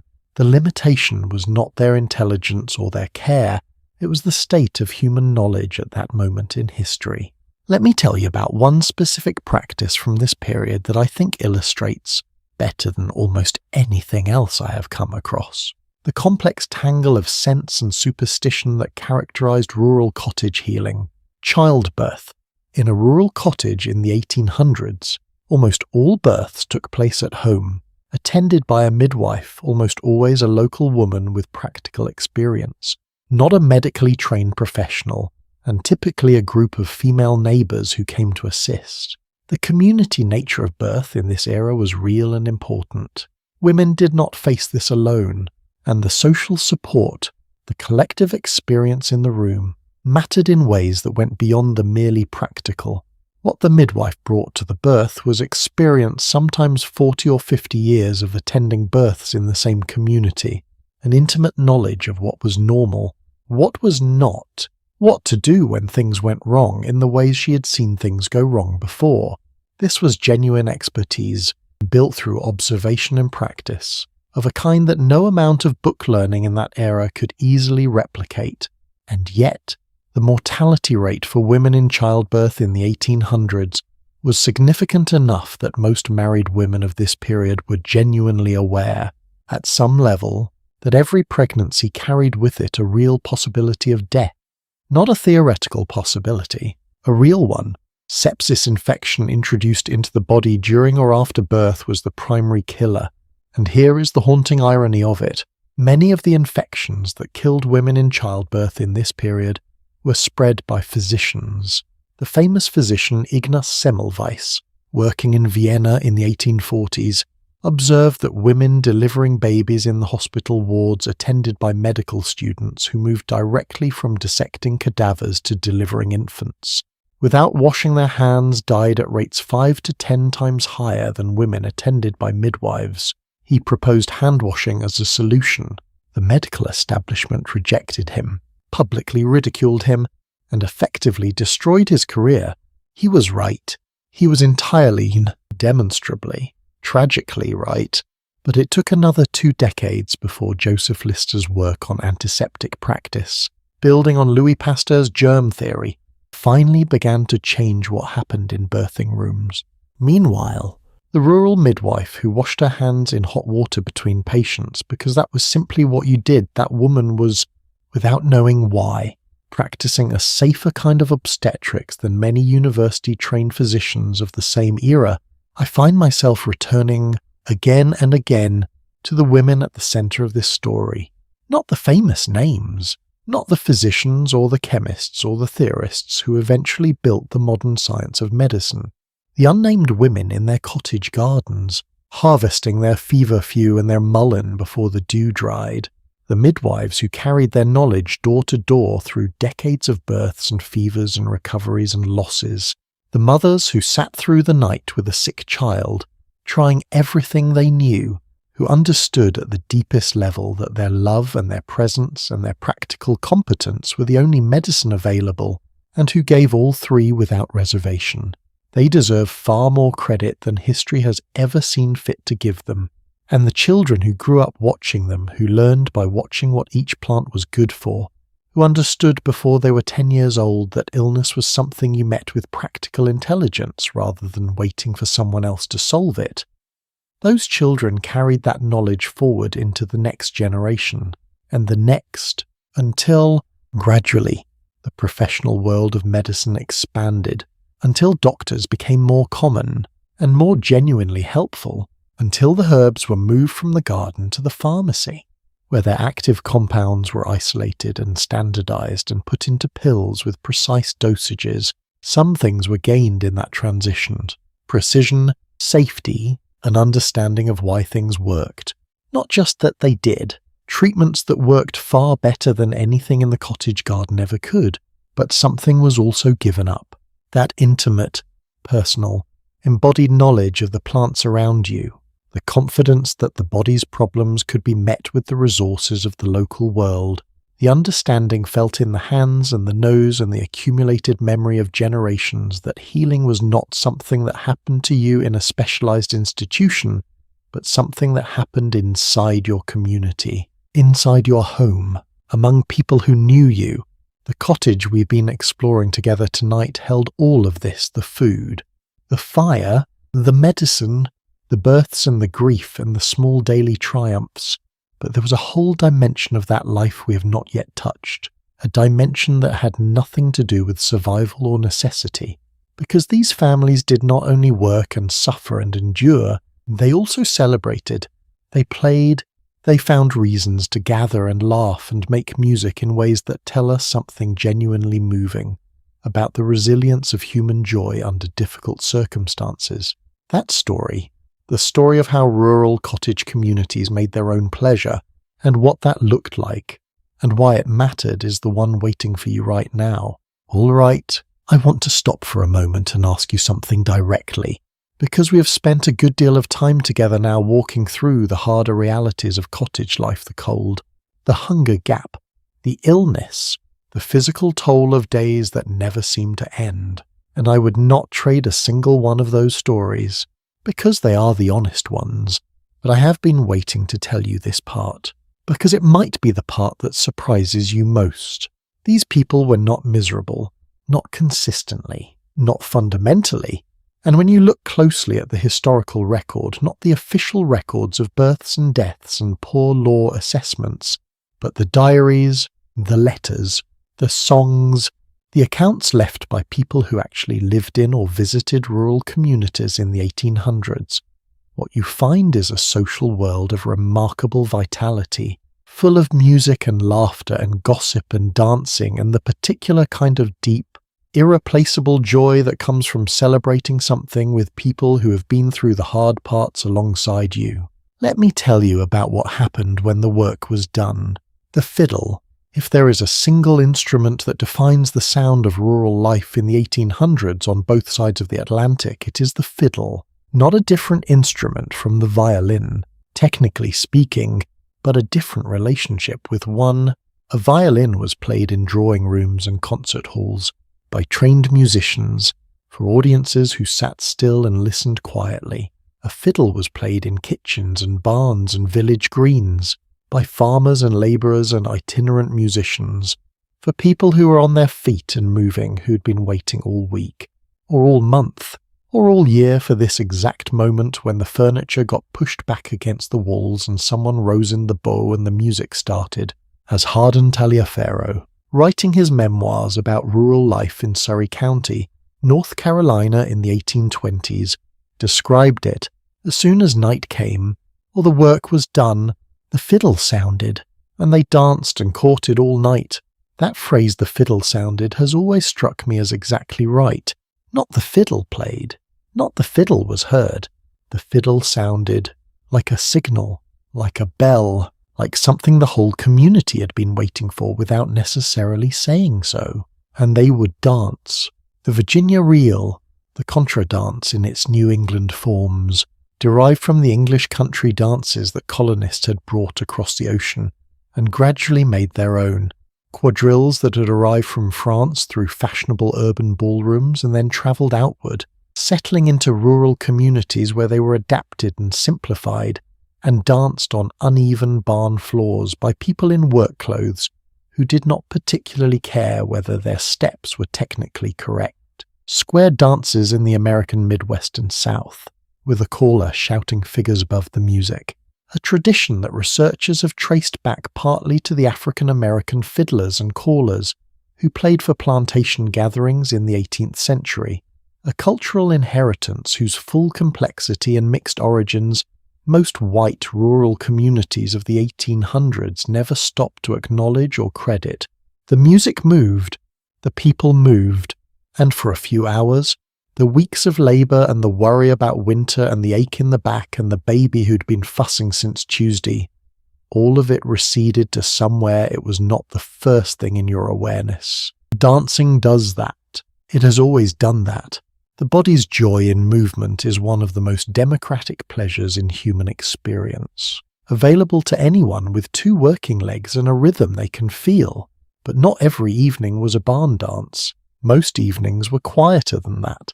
And the quieter social life of a rural cottage community had its own texture, its own rhythms, and its own pleasures that I think we have almost entirely lost track of in the modern world.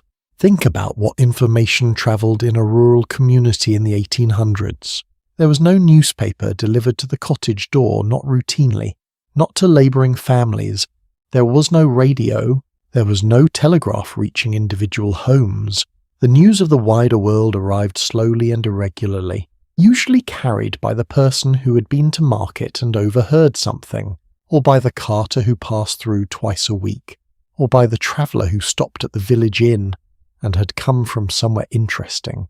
Within the village itself, information travelled the way it has always travelled in communities too small and too close to have many secrets, person to person, face to face, with the kind of editorial enrichment and personal interpretation that we now call gossip, and tend to treat as a failing, but which was in fact the primary social technology of these communities.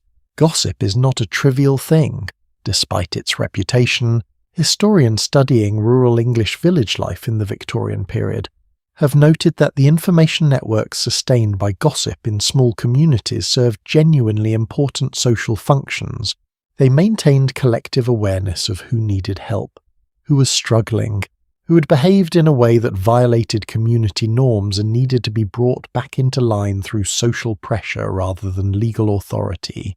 They transmitted practical knowledge which families had remedies that worked for certain ailments, who was a reliable person to borrow a tool from, whose judgment could be trusted in a dispute. They carried the stories of the community forward through time, keeping alive the memory of what had happened before and what it had meant. The village shop in communities that had was one of the primary nodes of this information network.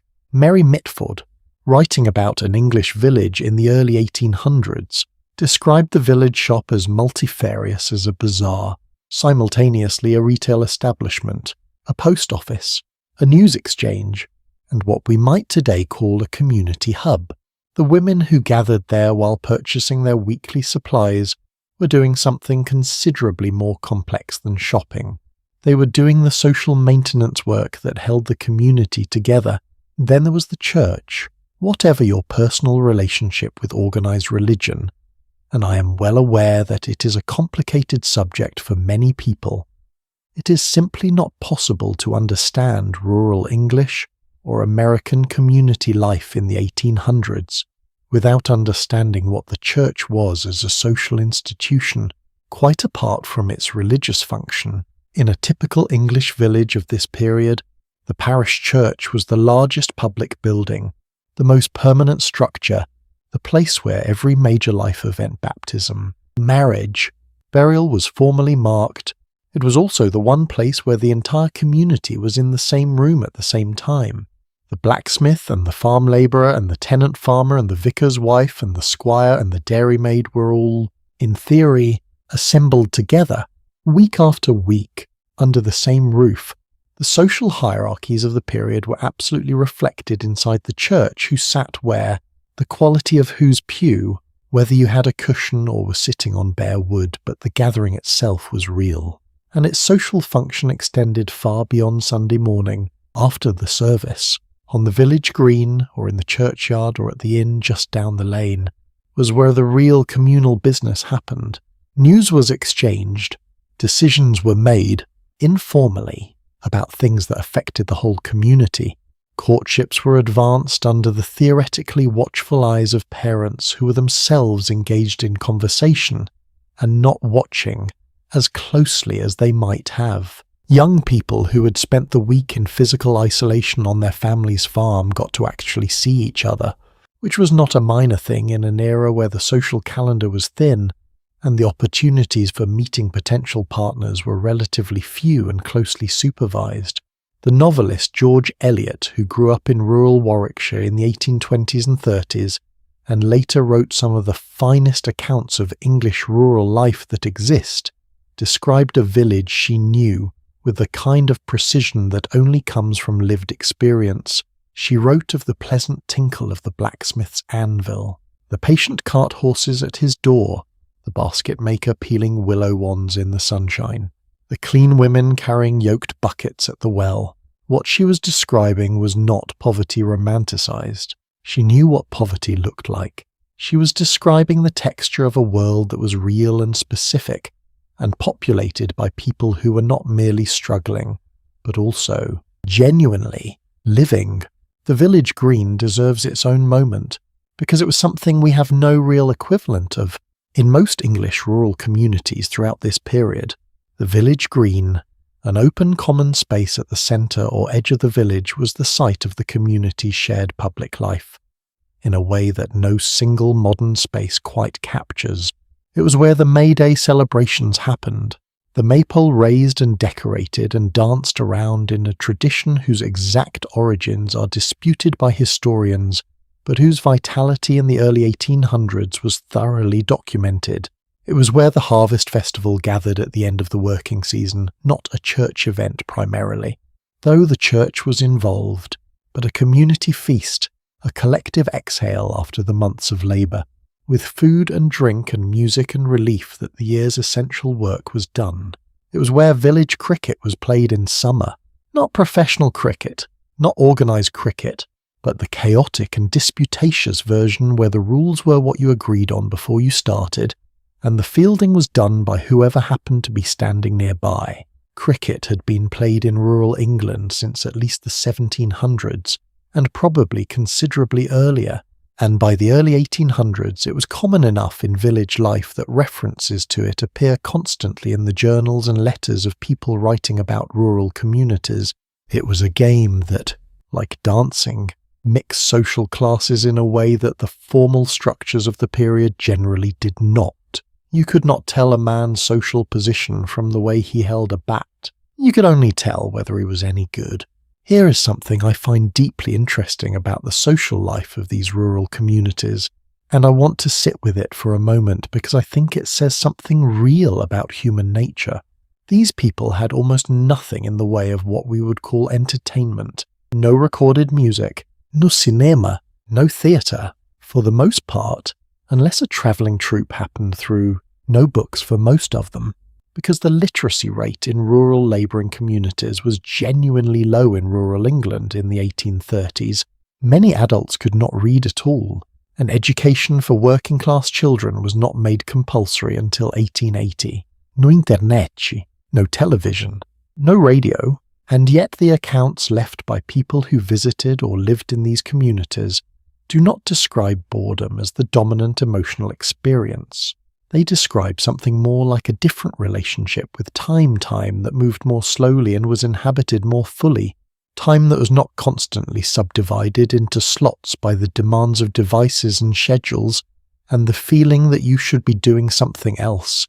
What filled the evenings in a rural cottage, when there was no dancing and no particular gathering? Stories, oral storytelling, the passing of narrative from one person to another, around a fire, in real time, was the primary form of shared entertainment that did not require any equipment at all. And in rural communities of the 1800s, oral storytelling was genuinely an art form, practiced and refined and valued in ways that formal literary culture has never quite managed to replicate.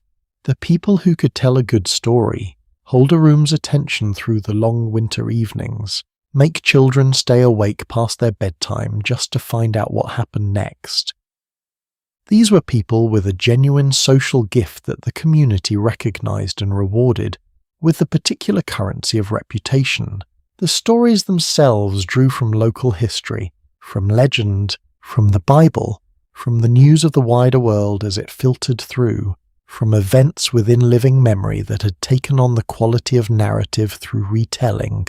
Ghosts, in rural England, were not a literary convention. They were a regular feature of the stories told around cottage fires, and the geography of local haunting was specific and detailed, and entirely believed by at least a significant portion of the people who passed the stories on. I do not think this was simple credulity. I think it was the natural result of communities living in close relationship with history, with places that had been here for centuries, with ground that held the memory of the people who had worked it before, with a sense of time that did not strip the past of its presence the way modern life tends to do. And the singing, work songs and ballads and hymns and the vast repertoire of folk music that existed in these communities were not separate from daily life. They were woven through it. Women sang while they spun, men sang while they worked in the fields, partly to maintain rhythm, partly to make the hours pass, partly because singing is one of those activities that cost nothing and gives back something genuine.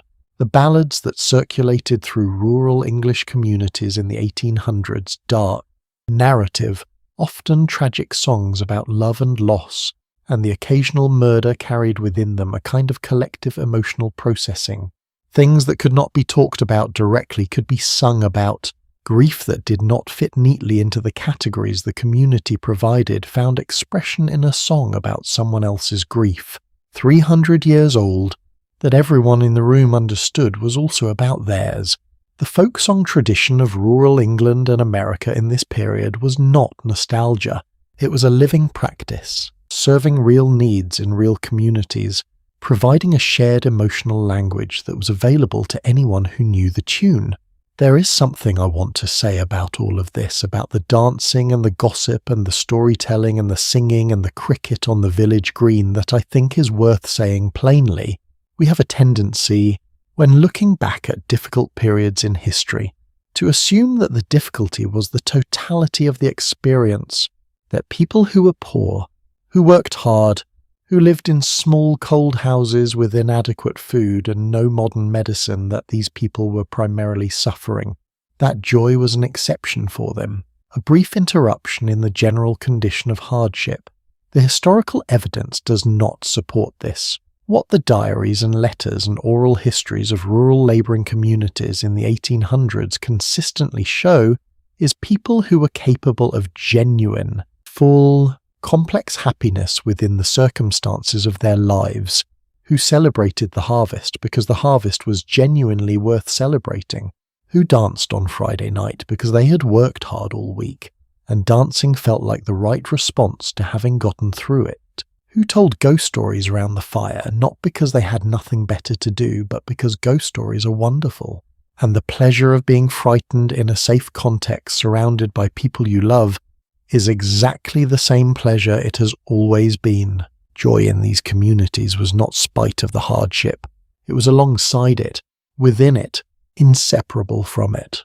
Perhaps because people who know what hard feels like have a particular gift for recognizing what good feels like when it arrives. We've now been inside the cottage for a long time together, seen the morning begin in the dark, felt the fire rebuilt from nothing, tasted the food they preserved through seasons of effort, understood the medicine they made with their own hands and the music they made with whatever they had. But there is one more thing about this life that deserves to be named, and it is the hardest one. The children, not the children who grew up and wrote the memoir, not the children who survived into adulthood and carried the stories forward, the ones who did not, who arrived into those cottage walls with the full force of their parents' hope and love and then left again, sometimes very quickly, in numbers that should break your heart every time you think about them carefully. What that loss looked like, and how these families carried it, and what it tells us about the specific kind of courage that quiet, ordinary life in the 1800s required. That story is next, and it is one I have been thinking about how to tell you with the care it deserves. There is a question that historians of childhood have argued about for decades, and I think it is worth putting in front of you, because it changes how you see everything else about the rural cottage world we've been exploring together. When did childhood begin? Not as a biological stage that is obvious, but as a concept, as a recognized, protected, culturally understood category of human experience with its own rules and expectations and deserved special treatment. The question sounds strange, because to us the idea of childhood as precious and distinct seems so obviously correct that we cannot imagine a world that thought differently about it. But that world existed, and in certain ways, the cottage families of the 1800s were living right at its edge. The French historian Philippe Ariès, in his landmark 1960 work on the history of childhood, made an argument that caused considerable controversy and has never quite been settled. He proposed that what we now call childhood, a recognized, protected period of life, separate from the adult world, centered on play and learning and gradual development, was not a universal human understanding, but a relatively recent historical invention. That before the 17th and 18th centuries, children were effectively treated as small adults, expected to enter the working world as soon as their bodies were physically capable, with no culturally protected space called childhood in between. Later, historians complicated and in some ways challenged Ariès' thesis, pointing out that parents have always loved their children, that evidence of grief at children's deaths exists from every period of history, that protecting the young is a biological instinct, not something invented by modernity. They were right to push back, but something true in the original observation remains, and that truth is this. The child-centered family we take completely for granted today, the family organized around the needs and development and flourishing of its children, where childhood itself is the primary project that was not the dominant model in a rural labouring cottage in 1830. And understanding that changes how you see the children in those cottages entirely. Consider what a child's first decade of life actually looked like in a rural English or American labouring family of the early 1800s. By the age of 5 or 6, a child in a rural cottage was expected to contribute to the household, not in a token, educational way, not here, help me mix the batter, but in genuine, economically meaningful ways. 6-year-old boys in rural England in this period were sent to the fields to scare birds away from newly planted crops, a task called bird scaring. They stood in cold, open fields with wooden clappers or simply their own voices, for hours at a time, making enough noise to keep the rooks from eating the seed corn. It was a real job, with real consequences. If the seed corn was eaten, the family's food supply for the following year was diminished. Sweeping, feeding the smaller children, helping with the kitchen work, learning the dairy, not because their mothers were cruel or indifferent, but because the dairy had to be tended. The cottage floor had to be swept, and a woman with a baby on her hip and porridge on the fire and mending to finish had no choice but to put the capable pair of hands closest to her to work. By age 7, according to the historical consensus on this period, boys typically moved out of the domestic sphere and into the fields alongside their fathers, ploughing, planting, weeding, harvesting, learning by doing the work that would define the rest of their lives. Girls stayed closer to home, deepening their domestic training, the cooking, the preserving, the sewing, the butter churning, the herb garden. By the age of 10 or 11, a rural child in this era was doing work that a modern adult would find physically demanding and technically complex: handling animals, driving a plough team, managing fires and ovens, making bread, diagnosing what was wrong with a sick animal. These were not skills children were taught in a structured curriculum. They were absorbed through proximity and necessity. The way language is absorbed by immersion, by practice, by the accumulated experience of doing alongside someone who knew how. Here is the thing I want you to sit with, though, because there is a perspective that gets lost when we only look at child labour in this period through the lens of modern sensibility, which naturally recoils at the idea of a 6-year-old in a cold field with a wooden clapper. The historian Catherine Harris, writing about children on the American frontier in the second half of the 1800s, argued something that has stuck with me. She found that rural upbringing promoted family interdependence and produced children who were more self-reliant, more adaptable, more responsible, and more connected to the natural world than their urban counterparts. Elliot West, studying children growing up in the rural American West, reached similar conclusions.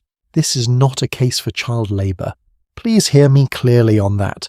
It is simply an observation that the experience of genuine usefulness, of contributing something real, of being trusted with work that matters, of having your small hands be the reason the family had enough, that experience shaped children in ways that are not straightforwardly negative. Modern developmental psychology, interestingly, has begun to return to some of these questions, asking what is lost when children are protected from all forms of meaningful responsibility, when they are never needed for anything that actually matters to anyone.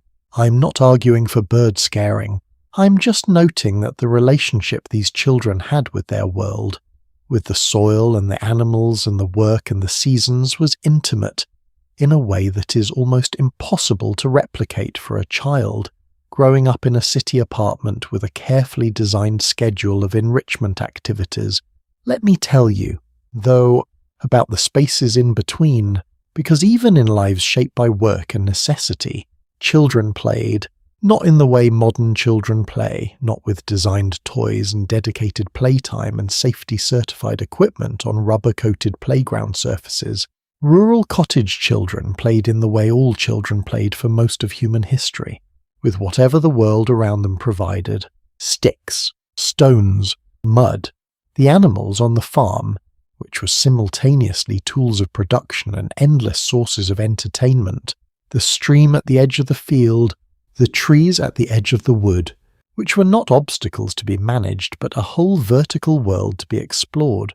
Older children organized games of their own invention among the younger ones, the simplest physical games running, chasing, jumping, the rough and tumble of children who spend most of their time outdoors, and whose bodies are consequently much stronger and more capable than many modern children's. These required no equipment and no adult supervision, and no battery charge.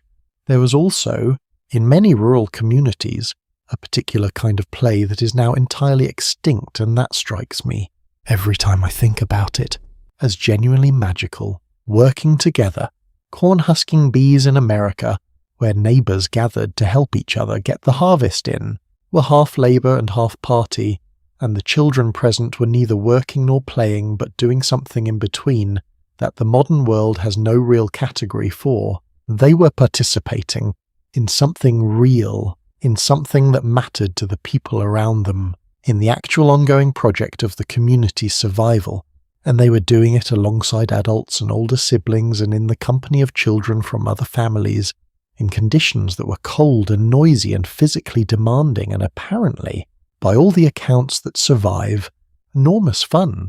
The songs that were sung during communal work were partly functional. They maintained rhythm and pace, and partly the community's way of making the work into something more than just labour, of marking it, of putting a frame around it that turned it into a kind of shared experience worth remembering. Now, the education in rural England in the first half of the 1800s, free compulsory education did not exist. It would not be made free until 1870, when the Forster Education Act established board schools funded by local rates. It would not be made compulsory until 1880. Before that, education for rural labouring children was a patchwork charity schools in some places, dame schools run by local women in others, the church school if the parish had one, or nothing at all. The dame school deserves a moment of attention because it is both charming and not quite what it sounds like. A dame school was typically run by an older woman in her own cottage, where she charged a few pennies a week to mind and teach a small group of local children. The quality of instruction varied from genuinely useful to almost comically inadequate. The dame might teach the children to read from the Bible, or might simply keep them occupied while their mothers worked. One documented account from rural England in the 1830s described a dame school where the teacher spent most of the session knitting, while the children sat on the floor reciting the alphabet to themselves, which, given that knitting and teaching were both necessary and time was limited, probably made perfect sense from her perspective, even if it left something to be desired from a pedagogical standpoint. The reality was that a significant proportion of rural labouring children in England in the early 1800s could not read at all.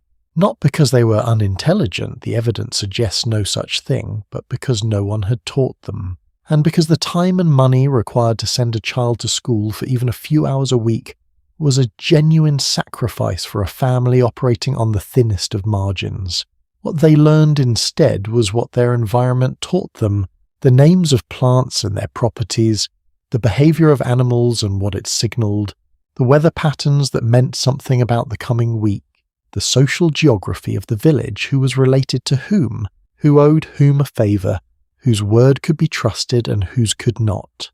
This was not the education that produced scholars or professionals, but it was a comprehensive literacy in the world they actually inhabited, and it was passed to them by everyone around them, all the time, whether or not anyone thought of it as education. And then there were the ones who did not make it. I have been circling this since we first stepped into the cottage together, and I think it is time to say it plainly. In rural England in the 1840s, roughly 100 infants per 1,000 died in their first year of life. In the worst years and the worst communities, the figure was higher, 1 in 10. Let that number become real for a moment. Not as a statistic, but as a physical reality in a specific small cottage, with a specific set of parents who had waited 9 months for this child to arrive. The child mortality of this era was not background noise to the people living through it. It was a central fact of adult emotional life. Most parents in rural cottages in the 1800s had lost at least one child. Many had lost 2 or 3. Some had lost more. The gravestones in the churchyards of rural English villages from this period tell the story plainly: small names, small dates, the gaps between birth and death sometimes measured in weeks. How did they carry this? The question matters, and it does not have a simple answer.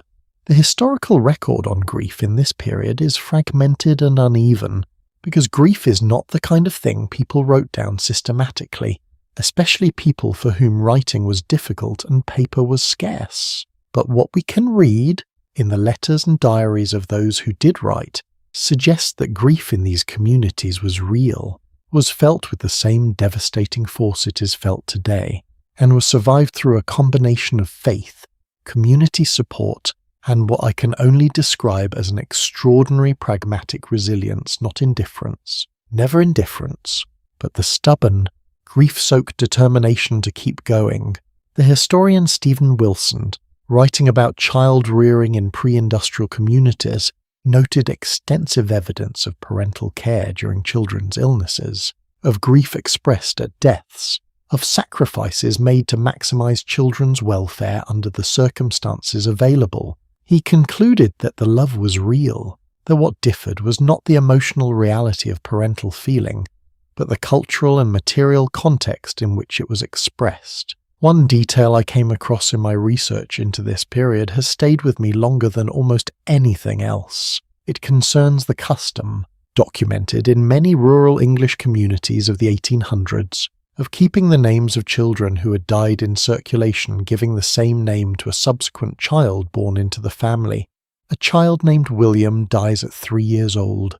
The next son is also named William, and the one after that, if the second William also does not survive. To a modern sensibility, this seems almost incomprehensibly strange. We name children to individualize them, to give them a unique identity. The idea of reusing a name that belongs to a child who died feels like a refusal to grieve properly, or like treating children as interchangeable. But historians who have studied this practice understand it differently. The name carried family meaning. It connected the child to a grandfather, to a beloved uncle, to a lineage that mattered. And in a world where child mortality was so high, where every pregnancy carried genuine uncertainty, where the line between this child and the next was drawn by luck and season, and the mercy of God rather than any predictable order, perhaps the name was how the family held its continuity intact across the losses. The William who died was mourned. The William who lived carried the meaning forward. The two were not confused in the hearts of the parents. They were connected by more than grief. I want to tell you one more thing about the children of these cottages, something that sits on the other side of everything heavy we have just acknowledged together. They were loved. I know that sounds obvious. Of course they were loved. But I want to say it explicitly, because there was a period in historical scholarship following the initial wave of enthusiasm for R.E.S.'s work in the 1960s and 70s, when a certain argument gained traction that parents in pre-modern societies were emotionally distant from their children as a kind of psychological protection against the likelihood of losing them, that you could not afford to love too deeply something so fragile and so easily taken. Later historians dismantled this argument thoroughly. The evidence simply does not support it. Parents grieved. Parents sacrificed sleep and food and their own comfort to sit with sick children.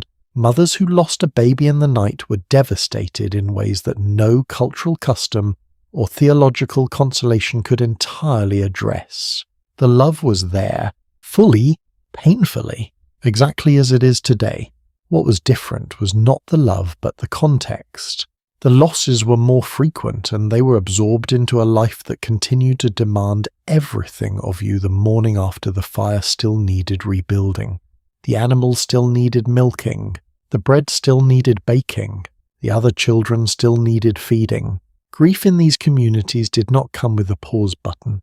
The world did not wait, and somehow, through the grief carried alongside the continuing work, through the names reused and the prayers said and the neighbours who came and the music that still played in the village on a Saturday night, even in the seasons of loss, these families continued, kept their cottages, kept their gardens, kept their children fed and warm and loved as much as the circumstances of their lives would allow.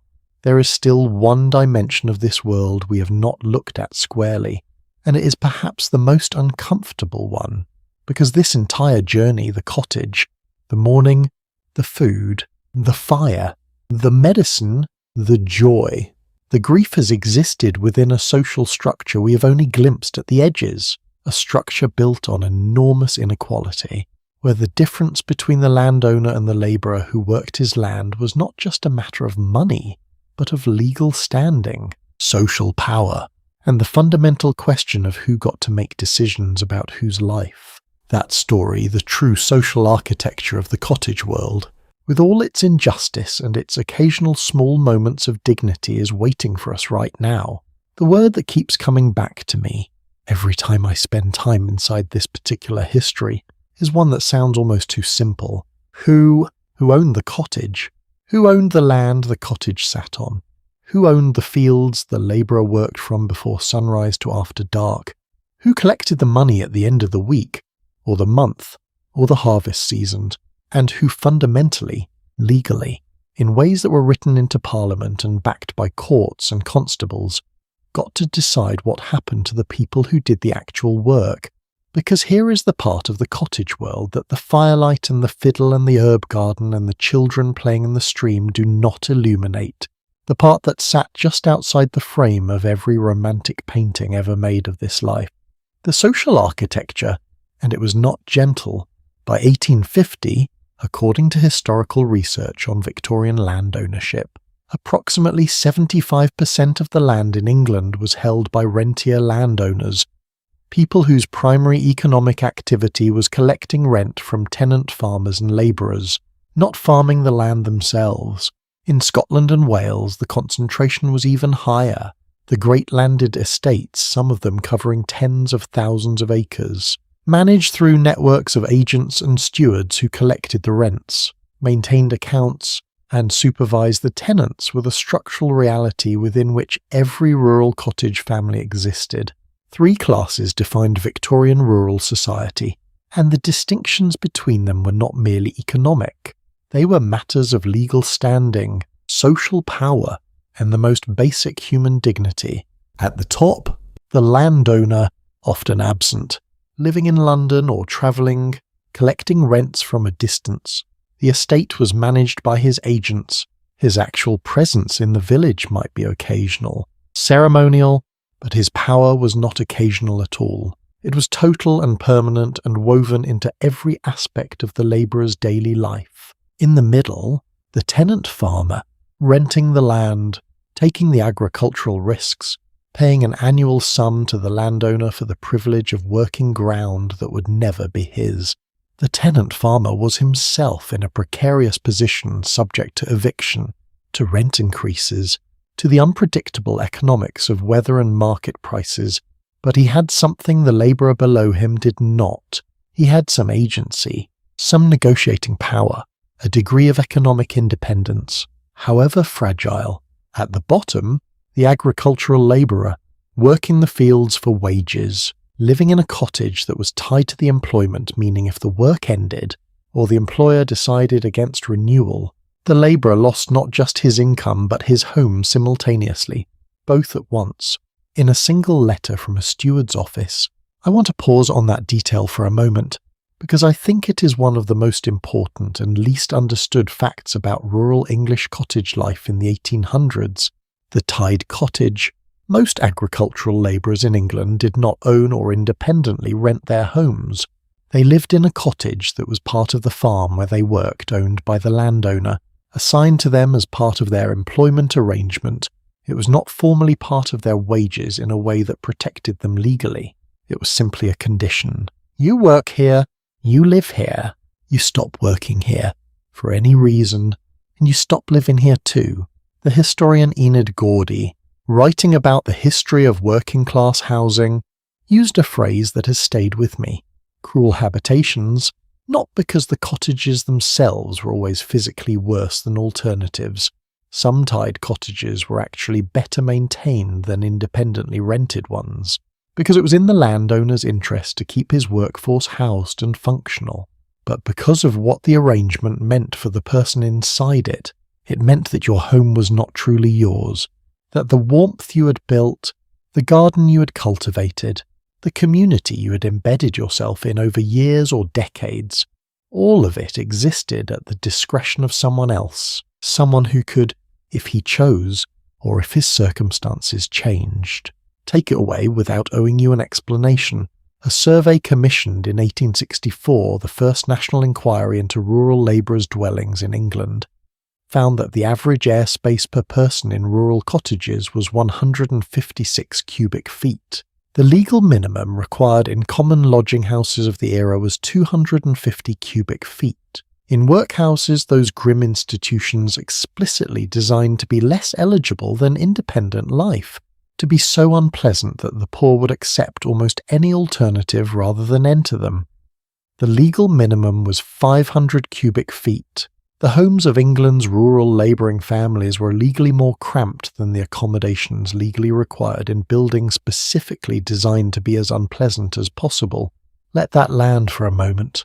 Now, here is where the history gets genuinely complicated, because the relationship between the landowner and the labouring community was not simply a story of oppression and suffering on one side and indifference or cruelty on the other. It was more tangled than that, more human. Many landowners, particularly those who lived on their estates and were embedded in the daily reality of their local communities, did exercise something that functioned like genuine responsibility toward their tenants and labourers, not as equals, never as equals, but as a kind of noblesse oblige, a recognition that the system required something from those at the top as well as those at the bottom. A good landlord in an English village of the 1830s was expected to provide decent housing, to supplement wages during periods of agricultural distress, to support the parish church and school, to take an interest in the welfare of the families on his estate, not because the law compelled him. The law compelled him almost not at all, but because the social code of his class expected it, and because a community where the labourers were starving and desperate and resentful was a community that produced poor harvests and occasional violence, and the constant anxiety of social instability. Some landowners met this expectation with genuine care. Thomas Hardy, who grew up in rural Dorset and observed this world as closely as anyone who ever put a pen to paper, created characters on both sides of that line, the genuinely paternalistic landowner who takes real interest in his tenants' welfare, and the indifferent absentee whose negligence destroys families. Hardy had seen both. The contrast between them was not abstract to him. It was life and death. And then there was the workhouse. If the tied cottage represented the structure of ordinary precarity in rural labouring life, the workhouse represented the structure of absolute last resort. And the shadow it cast across the countryside was genuinely dark. The Poor Law Amendment Act of 1834 established the principle that poor relief should be available only within the workhouse, and that workhouse conditions should be, in the language of the legislation, less eligible than those of the lowest independent labourer. The workhouse was designed as a deterrent. It worked. Families who had any other option at all, would take it rather than enter the workhouse. And what awaited you there was not merely poverty and hard work, though it was both of those things. It was separation. Families were divided on entry. Men, women, and children housed in separate wards, allowed to see each other only at specified times under supervision. The family unit, the fundamental organising reality of cottage life. The thing around which all the labour and love and grief of this world was organised was administratively dissolved. An old woman in rural Derbyshire, interviewed by a traveller in the 1780s, told the story of her life with the specificity of someone who had lost something she could name precisely. Her cottage, which she had rented for 50 shillings a year, had been taken when the common land it adjoined was enclosed. With it had gone her garden, her share in a flock of sheep, feed for her geese, and fuel for her fire. Her new cottage, forced upon her when the old one was absorbed by the enclosure, cost £9.10 a year, and had no ground for cultivation. She was describing the arithmetic of dispossession with terrible clarity. The numbers of a life dismantled, the enclosure movement, which we touched on earlier in our journey, but which deserves its full weight here, was not a single event. It was a process that accelerated through the late 18th and early 19th centuries, as Parliament passed Act after Act converting the common lands of England from shared resources to private property. By 1850, the enclosure of England's commons was substantially complete. What the commons had been, before enclosure, was something that is genuinely hard to convey to a modern audience, because we have no equivalent institution, not quite a park, not quite shared farmland, something more fundamental than either. The commons were the material resource of last resort that stood between the very poorest rural families and absolute destitution. On the common, a family might graze their cow or their goose, gather their firewood, cut their peat for fuel. None of these things made them wealthy, but collectively, they made the difference between a household that could survive a bad agricultural year and one that could not. The commons were the safety margin of rural poverty, when they were enclosed, fenced, and absorbed into private estates, with compensation occasionally offered to larger tenants, and almost never to the smallest cottagers and landless poor. That safety margin disappeared. An old woman told a traveller what it meant in her specific case. The garden, the sheep, the geese, the fire, gone. The historian Jane Humphreys, writing about enclosures and their effect on rural families, called it the proletarianization of families in the late 18th century, the conversion of people who'd been poor but partially self-sufficient into people who were poor and entirely dependent on wages and the goodwill of employers, a profound and largely irreversible change in the structure of rural life. I want to say something about class and dignity in this context, because I think it is important and often misunderstood. The labouring families who lived in those cottages were not crushed by their social position into passivity or servility in their inner lives. The historical record is full of evidence of a robust, stubborn, sometimes funny and frequently impressive dignity operating within and despite the structural constraints of the system they lived inside. They complained about landlords with great creativity. They found ways to supplement their wages poaching, gleaning, gathering, the small-scale cottage industries that persisted on the edges of the formal economy, that technically skirted the edges of what the law allowed. They organized, quietly and then not so quietly, into friendly societies that pooled resources for mutual aid, into the early forms of trade unionism that would eventually reshape the relationship between labour and capital in ways the landowners of the 1830s could not have imagined.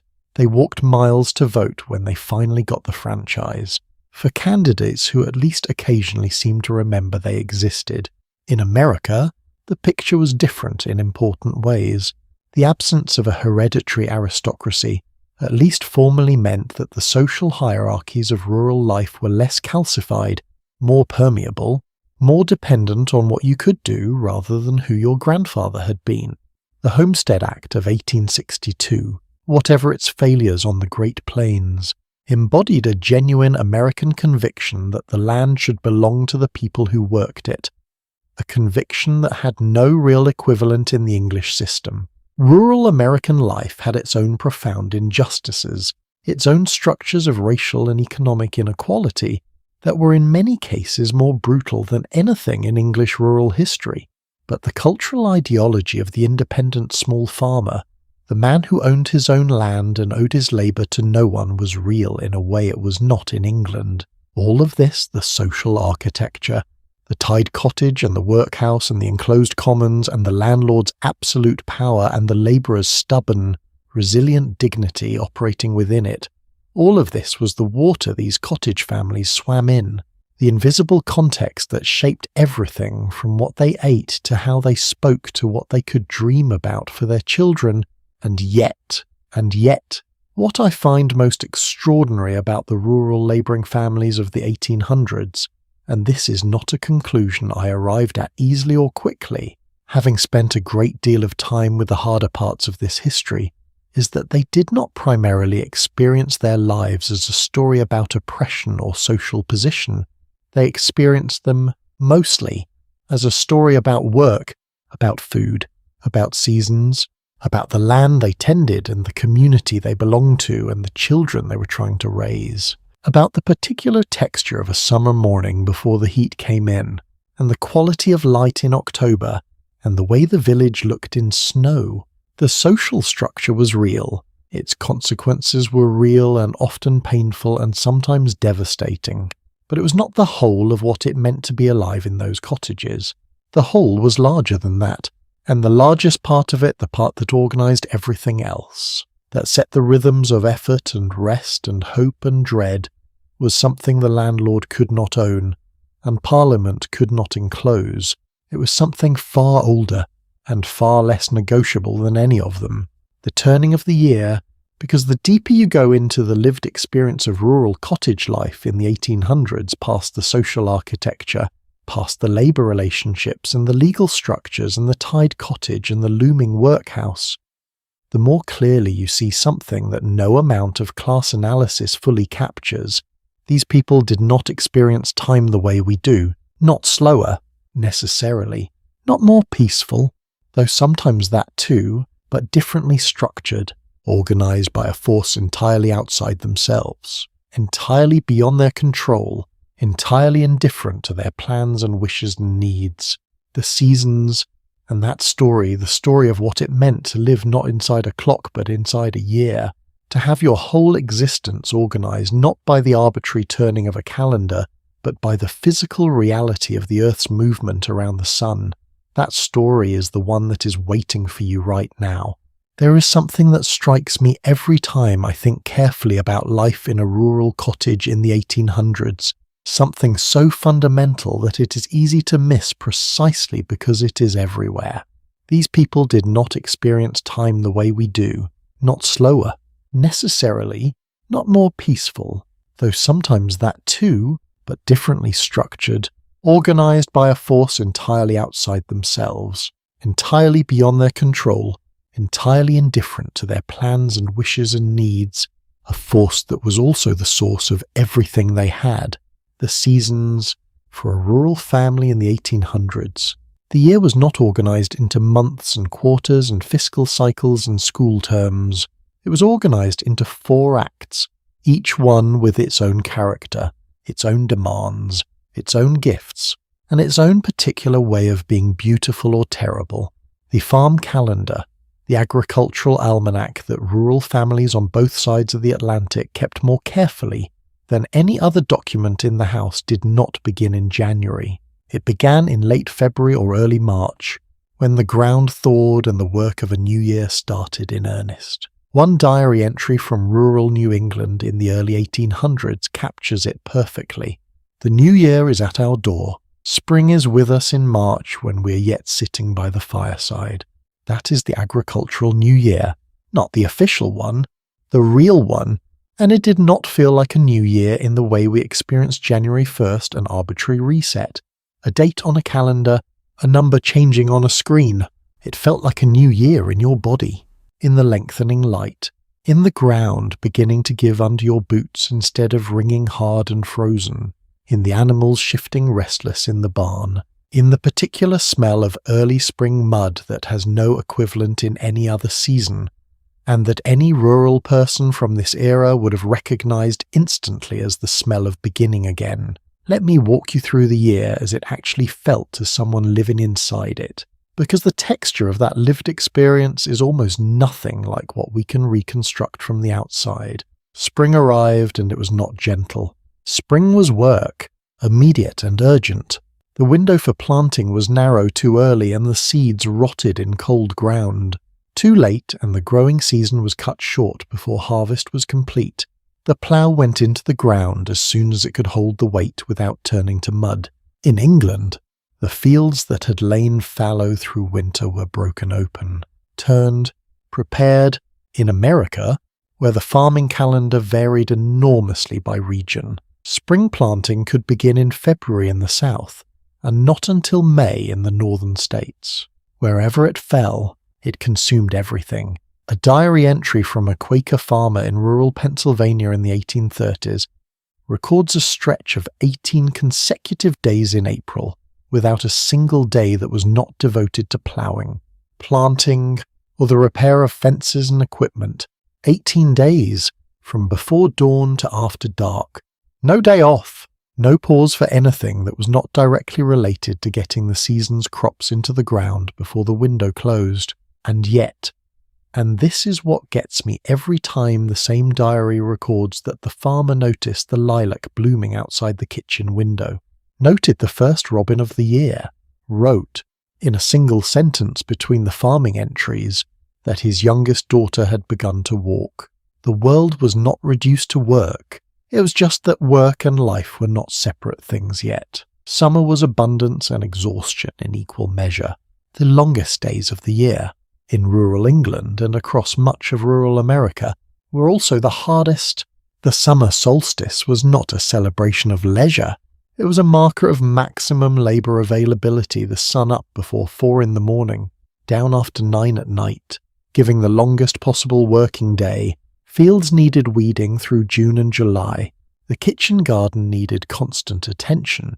The animals needed all of their usual tending, plus whatever the summer added the dairy work at its most demanding, with cows producing more milk than at any other time of year, all of it needing to be processed before it turned.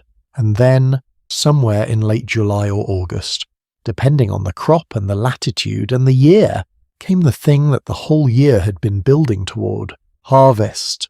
I want to stop and think with you about what harvest actually meant in this context, because I think it is one of those words that has become so domesticated by used pumpkin patches and autumn decor and the annual holiday season that it has lost its original weight. For a rural cottage family in the 1800s, harvest was not a theme. It was the pivot of the entire year, the moment when everything that had been invested, the ploughing, the planting, the weeding, the waiting, the hope carried through months of uncertainty, was either returned or taken away. A successful harvest meant food through the winter. It meant the rent could be paid. It meant the pig could be kept and not sold to cover debts. A failed harvest, or even a poor one, meant something considerably worse than inconvenience. The grain had to come in quickly once it was ripe, because ripe grain falls from the stalk, and a single bad storm at the wrong moment could lose a week's worth of harvest in a night. Every available handmen, women, children who were old enough to hold anything moved into the fields. Neighbours helped neighbours. The whole community sweeping through the fields in a collective effort, whose social dimension was as important as its practical one.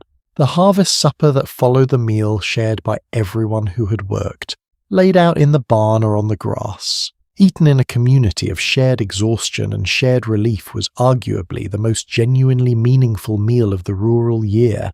The food tasted different because of what it had taken to get it there. An Ohio farmer named Thomas Mikesell, who kept meticulous records of weather patterns, crop yields, and seasonal changes on his family's farm through the late 1800s, noted in one entry simply, "Corn in, good year," 2 words. But anyone who has spent a summer watching a crop grow and watching the weather and calculating against hope and worry knows exactly what those 2 words contain. Now let me tell you about the years when it did not go that way. The 1880s in the American Great Plains. That decade began with what felt like proof that everything was possible. Abundant rainfall in the early part of the decade convinced thousands of families drawn by the Homestead Act, drawn by the promise of free land, drawn by the almost desperate human need to believe that the future could be seized by effort, and will to settle the northern plains states, Kansas, Nebraska, the Dakotas. In 1884 alone, homestead entries in Kansas leapt to nearly 10,000. The following year, more than 20,000. These were families who had built their cottages, their sod houses, their rough-frame farmhouses on the prairie, who had broken the ground and planted their first crops, and watched them grow and convinced themselves that the abundance of those early years was a permanent feature of the place, rather than a wet phase in a cyclically dry climate. They were wrong. Drought returned in the late 1880s, and it did not leave quickly. Crops failed. The soil dried. The wind took the topsoil. Families who had mortgaged their farms to buy seed or equipment found themselves unable to pay when the harvest was nothing. Just under half of all homesteaders who filed claims in Nebraska in this era never proved up their titles, never completed the 5 years of continuous residence required to own the land they had broken their bodies to cultivate. They went back east, or farther west, or they stayed and suffered through a kind of poverty that makes the English rural labourer's life in a thatched cottage look almost comfortable by comparison. A settler in the Dakotas in 1888 wrote in her diary in March, "Nobody can describe a blizzard. There is one kind in which the snow sticks all over everything, and another that is simply a wall of moving air and ice crystals. This was the world in which these families were trying to farm, and here is what makes it genuinely moving rather than simply tragic. Most of them did not blame themselves. They blamed the weather, which was accurate. They blamed the railroad companies, which was partly accurate. They organised into granges, into farmers' alliances, eventually into the People's Party, which ran a presidential candidate in 1892 on a platform that called for government regulation of railroads and currency reform and the protection of agricultural labour. 8% of the popular vote. Not enough to win, but something had shifted. Rural people who had spent generations living at the mercy of forces they could not influence, weather, markets, landlords. Creditors had begun to insist that some of those forces should be answerable to them. The seasons shaped everything about how people in rural cottages thought about time, about fate, about their own agency in the world, and I want to stay with this for a moment, because I think it is one of the deepest differences between their experience and ours. We live in a world of artificial constancy. The temperature inside your house right now is roughly the same as it was in July, or February, or 3 in the morning. Your grocery store has strawberries in December and apples in May. Your electric light comes on regardless of whether the sun is up. The material conditions of your daily life are extraordinarily insulated from the movement of the earth around the sun. For a rural cottage family in the 1800s, those material conditions changed entirely and dramatically with each season. The food was different. The work was different. The length of the day was different. The quality of light in the house was different. The smell of the air was different. The sounds outside the window were different. The weight on the body, the temperature in the bed, the colour of everything seen from the kitchen window, all of it turned over completely 4 times a year. What that does to a person's sense of time, I think, is profound. You do not experience the year as a uniform passage from January to December. You experience it as a cycle, a wheel that turns, that brings back what it took, that can be studied and predicted within certain limits but never fully controlled. You live inside something larger than yourself, and that something is not abstract.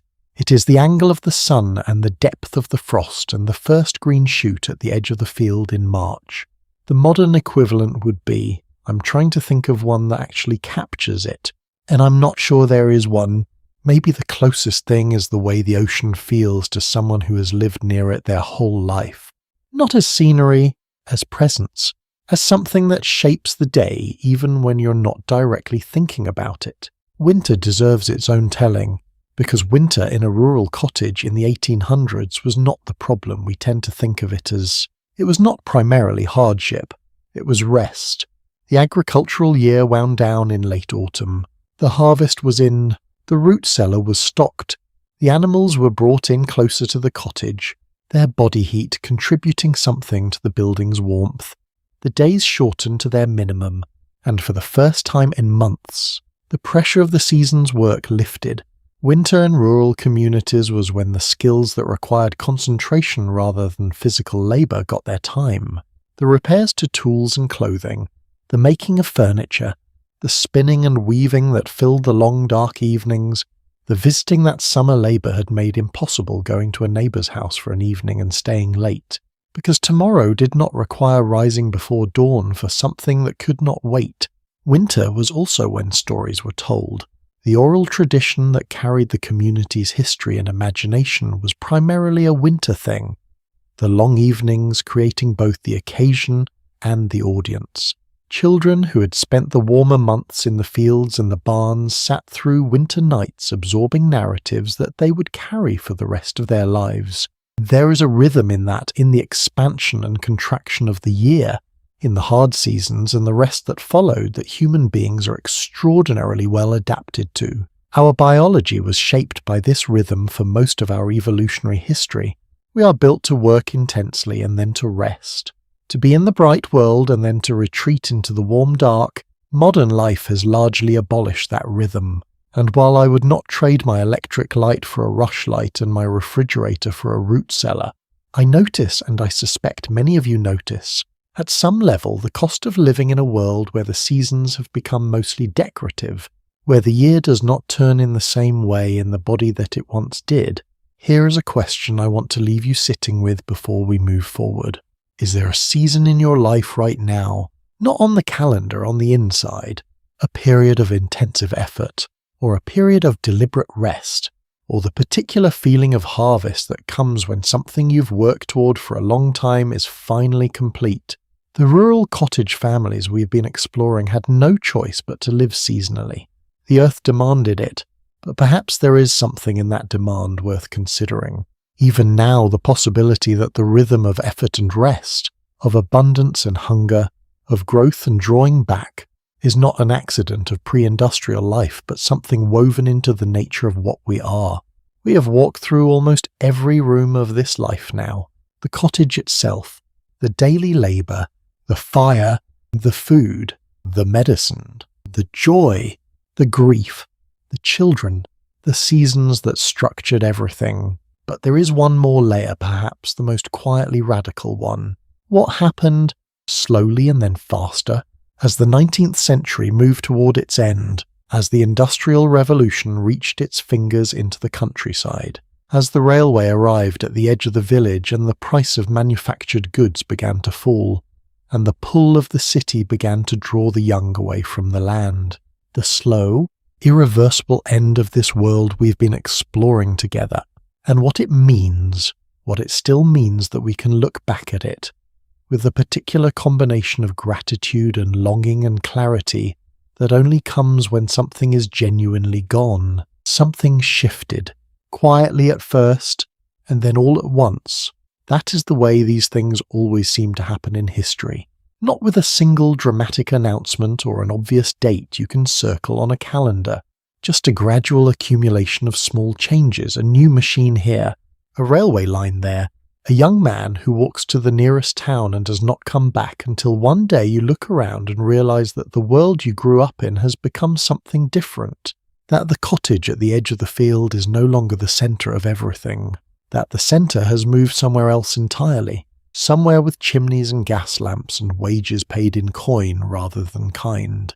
The world of the rural cottage was not destroyed overnight. It dissolved, and watching how it dissolved, and why, tells us something important about how the world we now inhabit came to be. Let me take you to the year 1816, because it is one of the most remarkable and least told stories in this entire century of rural life, and it begins not in England or America, but on an island in Indonesia you have almost certainly never thought about, Sumbawa. In April of 1815, a volcano called Mount Tambora erupted on that island in what is now Indonesia. Not just erupted in the way we think of volcanic eruptions, dramatic and dangerous, and then over. This was the largest volcanic explosion in recorded human history. A detonation so massive that it ejected over 100 cubic kilometers of material into the atmosphere. So violent that it was heard more than 2,000 kilometers away. So powerful that the top 13,000 feet of the mountain simply ceased to exist. The roughly 10,000 people living on and near the island died almost immediately, but the consequences that interest us, the ones that reached into every rural cottage in England and across every farming homestead in New England, took longer to arrive, and came not in the form of ash or lava but of darkness. The particles Tambora hurled into the stratosphere were so fine and so abundant that they spread around the globe, carried by atmospheric winds, creating a thin veil between the sun and the earth that persisted not for days or weeks but for months. Across the entire northern hemisphere, average temperatures dropped, not catastrophically, not the end of the world, but by enough, by a fraction of a degree that, when combined with the cold, wet weather patterns that coincided with it, created what scientists now call a volcanic winter, and what the people living through it called, with a bleak precision, the year without a summer. The summer of 1816 did not arrive. In June of that year, snow fell in Albany. New York. Frost persisted in New Jersey for 5 consecutive nights in late June. Lakes and rivers in northwestern Pennsylvania remained frozen into July. In New England, where the growing season was already short, Crop yields in some regions fell by as much as 90%. The price of oats, the fuel for the horses that were the primary means of transportation, leapt from 12 cents a bushel in 1815 to 92 cents a bushel a year later in Europe. The consequences were even more severe. In Ireland, rain fell continuously for 8 weeks. The potato crop failed, famine followed, and in its wake came typhus, spreading through the British Isles and killing thousands. Historian John Post called what followed the last great subsistence crisis in the Western world. Grain markets ran empty. Bread riots erupted in London and Paris and Zurich. A German man named Karl Dreis, trying to solve the problem of expensive oats making horse transport unaffordable, invented a device for getting around without a horse. He called it the loaf machine. We now call it the bicycle. And in rural New England, those farming families sitting in their cold cottages in June, with frost on their kitchen garden, and nothing growing where the corn should have been the sum of all those blighted months and ruined harvests, made an already difficult calculation about whether to stay into a very simple one. They went west. Thousands of families who had been weighing the choice stay in Vermont and Massachusetts and New Hampshire, where the soil was thin and the winters were long, and the land was already showing the strain of a generation's farming finally decided. Indiana became a state in 1816, Illinois in 1818. The exodus from New England's rural communities that the Tambora eruption accelerated would reshape the demographic map of America for generations. All of this because of a mountain they had never heard of, on an island they could not have found on a map, 15,000 kilometers away. I find this story almost unbearably illuminating about what it meant to live inside the rural cottage world, because a family in a Vermont farmhouse in June of 1816 had no idea why the summer had not come. They had no telegraph, no newspaper reaching their door, no mechanism by which news of a volcanic eruption in the Dutch East Indies, a place they had no context for, could possibly have reached them in any meaningful time. They experienced the cold and the frost and the failed crops as an inexplicable act of God, or fate, or whatever framework their particular faith or worldview provided for the incomprehensible. They were, in the most literal sense, at the mercy of forces they could not see, could not understand, and could not influence in any way, and yet they responded, they adapted, they found fish when the crops failed, as the New England coastal communities did, pivoting to the sea's abundance when the land's abundance had been taken. They moved west, carrying their seeds and their tools and their inherited practical knowledge to new ground that had not yet been exhausted by the demands of farming. They survived. The resilience of rural cottage life in the face of catastrophe is, when you look at the actual historical record, genuinely remarkable. Not because these people were heroic in any theatrical sense, but because the entire architecture of their lives had been built around the management of uncertainty.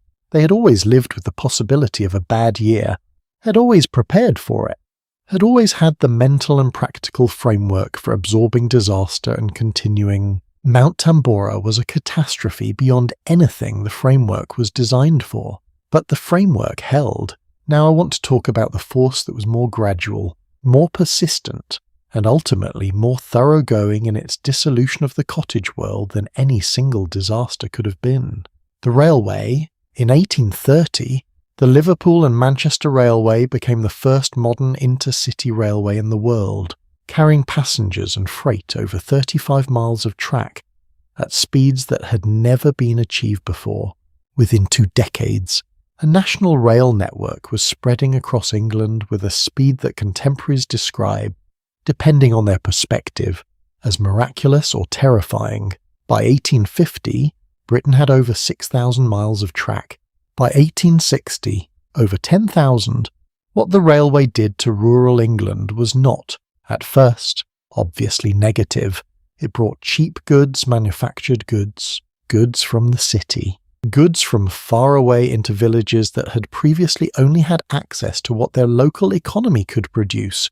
Welsh slate for roofing became cheap enough to compete with thatch, and the slowly beginning decline of thatching accelerated sharply. Mass-produced clothing made the cottage textile industry the spinning and weaving that had supplemented agricultural wages for generations economically unviable almost overnight. Why spend a week spinning and weaving a length of cloth that a factory in Manchester could produce in an hour? This is the part that always makes me want to pause and think carefully before arriving at easy conclusions. Because the goods that the railway brought were genuinely better in many cases, cheaper, more available, more varied. The people in the cottages who bought factory-woven cloth rather than hand-spun were not making a wrong choice.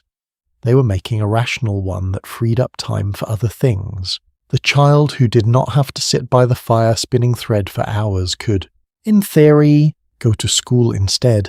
The woman who could buy bread flour from a mill rather than growing and grinding her own grain had more time for other work. But there is a kind of knowledge that cannot be bought at a market and cannot be transported on a railway. The knowledge that lived in the hands of the spinner and the weaver, in the judgment of the woman who knew when the bread oven was the right temperature, in the practiced eye of the farmer reading the sky for rain. That knowledge had no commercial value in the new economy. It was not a product that could be sold or exported, and as the economic conditions that had sustained it disappeared as cottage industries became obsolete, as the market for handmade goods collapsed, as wages from agricultural labour fell because machinery required fewer human hands, that knowledge began to leave with the people who carried it. By 1850, Britain had crossed a threshold that no country had ever crossed before in history. More than half its population now lived in urban areas, 20% in 1800, 50% in 1850. The rural population of England barely grew after 1750, and began actually shrinking after about 1850. The villages that had been the centres of English social life for 1,000 years began to empty. The young went to the cities, the old stayed, and when they died, the villages became quieter. Ask yourself something. When did someone last teach you to do something with your hands that was genuinely necessary? Not a hobby, not a leisure skill, something that, if you did not know how to do it, would leave you without something you needed. I ask because one of the deepest changes the industrial transformation brought to the rural cottage world was not the loss of the thatched roofs, or the cottage industries, or even the community structures. It was the loss of the assumption that every adult needed to know how to provide for themselves and their family through direct physical knowledge of the land and its resources. The rural cottage family of 1830 was embedded in a web of practical competence farming, food preservation, medicine, construction, textile production, animal husbandry that was extraordinary in its breadth and depth. Every adult in that household knew dozens of things that were genuinely necessary for survival. That knowledge was their inheritance, their security, their connection to the generations before them. It was also, in some sense, their identity. You knew who you were partly because you knew how to do the things your parents had taught you.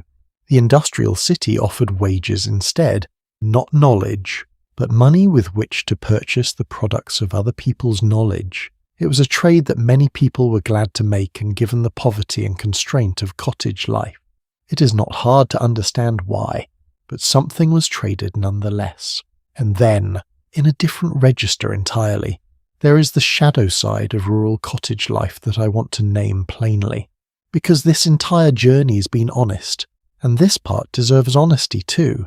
The romantic image of the cottage, the thatched roof, the kitchen garden, the firelight and the fiddle was always, to a significant extent, the image of those who are comfortable enough to observe it from a distance. For the people who actually lived in those cottages, particularly the agricultural labourers of England in the first half of the 19th century, the material reality was frequently one of poverty so grinding that it left little room for the pastoral pleasures we associate with the picture.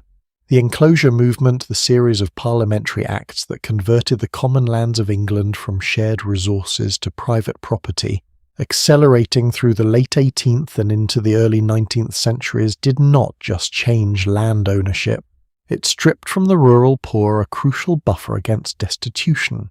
The common land had been the resource of last resort, the place where a family could graze their cow or their goose, or gather their firewood when wages ran out or work was scarce. When that land was enclosed and fenced and assigned to wealthy landowners, the buffer disappeared. A typical male agricultural labourer in England in the first decades of the 19th century earned wages that historians have calculated as barely sufficient to feed his family, and only in years when work was consistent and food prices were low. When either of those conditions changed, when a wet harvest reduced the demand for labour, or when wheat prices rose after a bad season, the family slid from marginal to genuinely destitute within weeks. The workhouse, that grim Victorian institution where families in extreme poverty could receive food and shelter in exchange for labour under punishing conditions, was not a distant threat for rural labouring families. It was the thing they stayed alive to avoid. The gap between the landlord who owned the land and the labourer who worked it was not merely economic. It was a difference in legal standing, political power, and fundamental dignity. The labourer had to tip his hat to the squire. His wife had to show appropriate deference to the squire's wife. His children grew up knowing their place in a hierarchy that was presented as natural and eternal, and was in fact the product of several centuries of deliberate legal and economic structuring. And yet, and this is the complexity that makes this history worth studying rather than simply judging, those same labourers found extraordinary dignity in their actual work, in their communities, in their accumulated competence and their mutual support networks and their music and their faith. The workhouse was a threat, but it was also, for most years and most families, a threat that was met and managed and survived. By the end of the 19th century, the transformation was essentially complete. The United Kingdom, which had been 20% urban in 1800, was 70% urban by 1925. The United States lagged behind still a majority rural nation in 1900, but the trajectory was identical. The cities were growing, the countryside was emptying, the children of the cottage families were working in factories and offices and shops, wearing factory-made clothes, eating food from a market rather than a garden, living in terraced houses in industrial cities, where the closest thing to a root cellar was a tin of preserved vegetables on a shelf. An English writer named Stuart Dick, surveying what remained of rural cottage life in the years just after the death of Queen Victoria, wrote something I have never forgotten: "Houses live longer than men, and change with the times less rapidly. The same roof serves as a covering for many generations, and if one were asked what is the most typical thing in England, one would reply at once, the old English cottage. The houses remained, but what they had meant, the world of knowledge and labour and community and seasonal rhythm and hard-won competence that had filled them, that was mostly gone. The thatched roofs that had been a mark of poverty in 1830 had become, by 1920, a mark of quaint charm. The thing that the rural labourer had endured as a necessity, the upper classes were now paying premium prices to enjoy for a weekend. There is something genuinely poignant in that inversion, and something instructive, because here we are, 100 years further on from the cottages that were themselves being left behind, living in a world of extraordinary material comfort and extraordinary practical helplessness. A world where almost no one knows how to preserve food, or maintain a fire, or identify a medicinal plant, or read the weather from the sky. A world where the knowledge that generations of rural cottage families carried in their bodies has been replaced by a dependence on systems and supply chains and technologies that most of us could not explain, let alone replicate. If we needed to, I am not nostalgic for thatched roofs and cold floors and infant mortality. Please hear me clearly on that.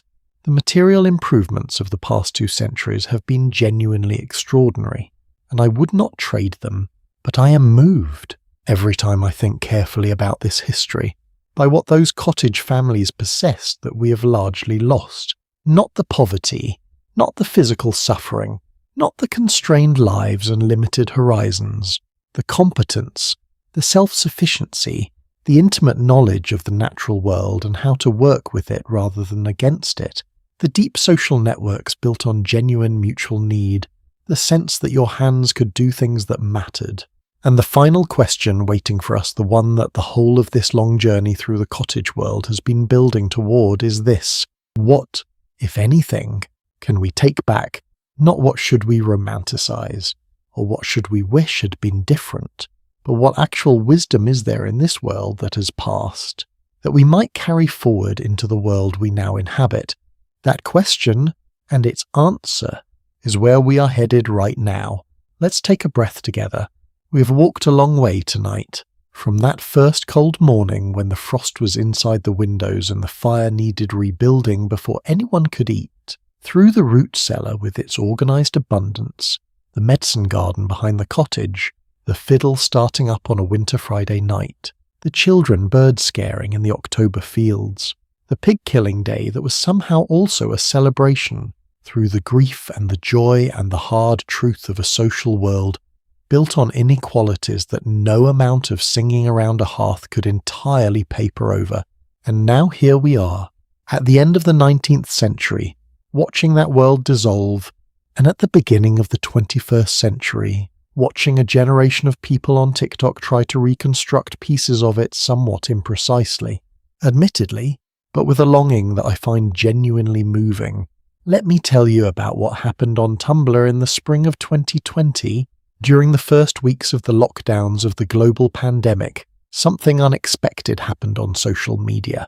Not the collective anxiety and the news doom scrolling that was expected, and it was real.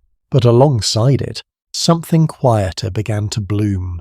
People started baking bread, not because they were bored, though some were, but because in a moment of profound collective uncertainty, the act of making something from basic ingredients with your own hands seemed to offer something that nothing else did: a sense of competence, a physical, edible proof that you could still produce something from nothing, that the old knowledge, however rusty, was still there.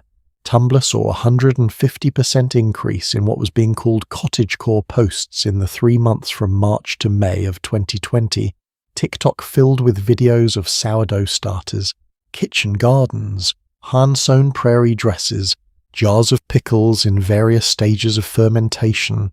Pinterest was awash in images of thatched cottages and flower-filled herb gardens, and women in linen aprons stirring things over what appeared to be very photogenic fires. The New York Times called it, with reasonable accuracy, a budding aesthetic movement where tropes of rural self-sufficiency converge with dainty decor to create an exceptionally twee distillation of pastoral existence. The Guardian described it as a visual and lifestyle movement designed to fetishize the wholesome purity of the outdoors, and various people on the internet pointed out, correctly, that real country living is muddy and hard and involves a lot of things that are not photogenic, that the actual rural labouring families of the 1800s would find a prairie dress chosen for Instagram aesthetics, rather than function both baffling and mildly offensive. They were right, and they were also missing something, because what drives cottagecore, what drove the bread baking and the fermenting and the herb gardening during the pandemic, what drives the broader slow-living movement that has been quietly growing for 2 decades, is not ignorance about what rural life was actually like. Most people involved in these movements are not under any illusion that spinning your own thread is relaxing, or that hand-harvesting grain is a meditative experience. What they are reaching for is something the historians and the sociologists and the psychologists have all found ways to describe, but which I think is most accurately understood as a kind of grief. Grief for a relationship with the physical world that was broken in the industrial transition and has never quite been repaired. Grief for the kind of competence that lived in the hands and accumulated through practice and was genuinely necessary. Grief for communities that were organized around mutual need rather than mutual consumption. Grief for a slower relationship with time, where the seasons meant something to the body rather than just to the clothing racks in shops. The JSTOR Daily made the astute observation that the yearning cottagecore represents is not new, that people in crowded ancient Alexandria were romanticizing the pastoral simplicity of rural Arcadia more than 2,000 years ago, that this longing is essentially as old as urbanization itself. Every generation that moves away from the land has eventually produced a counter-movement that reaches back toward it. Not to return you cannot return, and most people would not choose to if they could, but to recover something, to reclaim a relationship with making things, with growing things, with the smell of soil and the satisfaction of food produced by your own effort. There is a study I want to mention, because it captures something important that is not usually part of this conversation. The historians Paul Clayton and Judith Robotham, whose research we touched on earlier in this journey, found in their analysis of mid-Victorian British working-class diets that life expectancy at the age of 5 was, for those who survived childhood, actually comparable to what it is today, and that the incidence of chronic degenerative disease was roughly 10% of current rates. 10%. These were people with no antibiotics, no vaccines, no modern medical care whatsoever, and they were developing degenerative disease, the heart disease, the diabetes, the metabolic conditions that are now epidemic in the Western world at 1/10 of our current rate.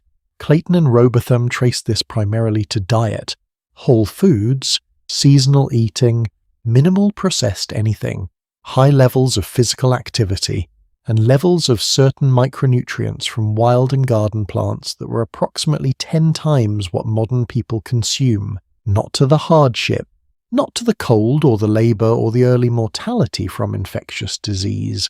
Those were genuine horrors, but the chronic illness that now slowly kills most people in wealthy countries, that was largely absent from a population that ate what their land and their labour produced in the seasons when it was available. This is not nostalgia. This is data, and it suggests that somewhere in the transition from the cottage world to the modern world, we threw away some things along with the genuine poverty and suffering that we were right to leave behind. So what do we actually keep? Not the frost on the inside of the windows, not the infant mortality or the grinding poverty or the limited horizons or the social hierarchy that treated a labourer's dignity as less important than a landowner's convenience. But there are real things, not romantic ones, real ones that the rural cottage world understood and that we have largely forgotten. The first is that competence is a form of freedom. When you know how to do things, how to grow food, how to preserve it, how to make and repair the objects of daily life, you're less dependent, less vulnerable, less at the mercy of systems you cannot influence. The rural cottage families were desperately poor in many cases, but they were not helpless.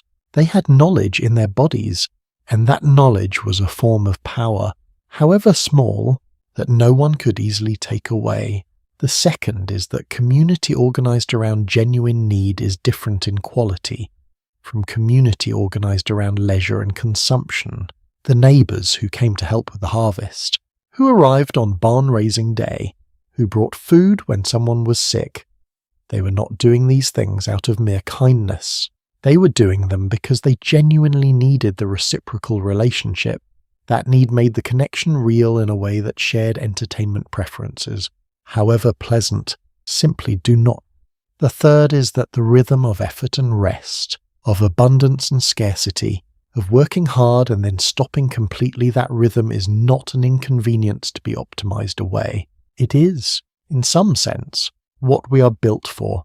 The mid-Victorian agricultural labourer who worked exhaustingly hard through harvest and then sat by the fire through the long winter evenings, telling stories that person's relationship with their own time was, arguably, more complete than the modern knowledge worker who never quite starts and never quite stops, who is always accessible and therefore never truly resting.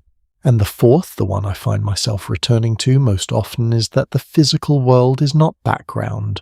It is the thing itself, the soil that grows the food, the weather that determines whether the harvest is good or poor, the seasons that organize the year, the body's own rhythms responding to light and cold and warmth. The cottage families knew this at a cellular level, in a way that most of us in heated, air-conditioned, artificially lit spaces have largely forgotten, I want to close with something small. Not a grand conclusion or a lesson, just an image, somewhere in rural England, or rural Ohio, or rural Vermont. In the 1850s, a family is sitting around their fire. It is December. The work of the year is done. The root cellar is full. The pig has been salted. The children are asleep, or nearly asleep, heads nodding against a parent's arm. The tallow candle is almost burned down. Outside, it is very cold and very quiet. The bare fields are silver in the moonlight, and in this small room, under a roof that might catch fire at any moment and usually doesn't, on a floor that is hard-packed earth and cold, with food that is plain, and a fire that requires constant attention, and bodies that carry the accumulated ache of a year's labour in this room, something is happening that I find, after all of this time spent inside this world, genuinely moving. A person is telling a story, not to anyone in particular, to whoever is still awake, about something that happened years ago, or generations ago, or never, depending on who you ask. Their voice is quiet, because it is late and the children are almost asleep, and the voice drops lower as the fire drops lower, and the story and the darkness and the warmth of the room are all the same thing, all flowing together into the particular feeling of being safe and held and briefly, completely in one place. That feeling is very old. It lives in a place before language, before history, before everything we have built and lost and built again. And if you are listening to this right now, in whatever room, whatever darkness, whatever warmth you have made for yourself, then you are, in some way that matters more than the centuries between you, in the same room with them. That is the cottage. That is the life inside it. Not the poverty, not the hardship, but the particular human project, humble, resilient, imperfect, and genuinely remarkable of making a home out of what you have, keeping the fire going one more night, and telling each other stories in the dark. I am so grateful you were here for this one. If this journey moved you, if something in it lit a small fire in your own curiosity, please let me know in the comments. Tell me which part of the cottage world surprised you most. Tell me what you found yourself thinking about at 3 a.m. Tell me if you started baking bread, and if you found your way here for the first time tonight. If this is the first story you have listened to with me, then subscribe and stay close, because next time we are stepping through a different door entirely, into a different world, a different century, a different set of human beings doing the extraordinary, ordinary work of being alive, whatever that world is. And I have been doing a great deal of thinking about where we're going next. I promise it will be worth staying awake for. Sleep well, rest well, and thank you, truly, for being here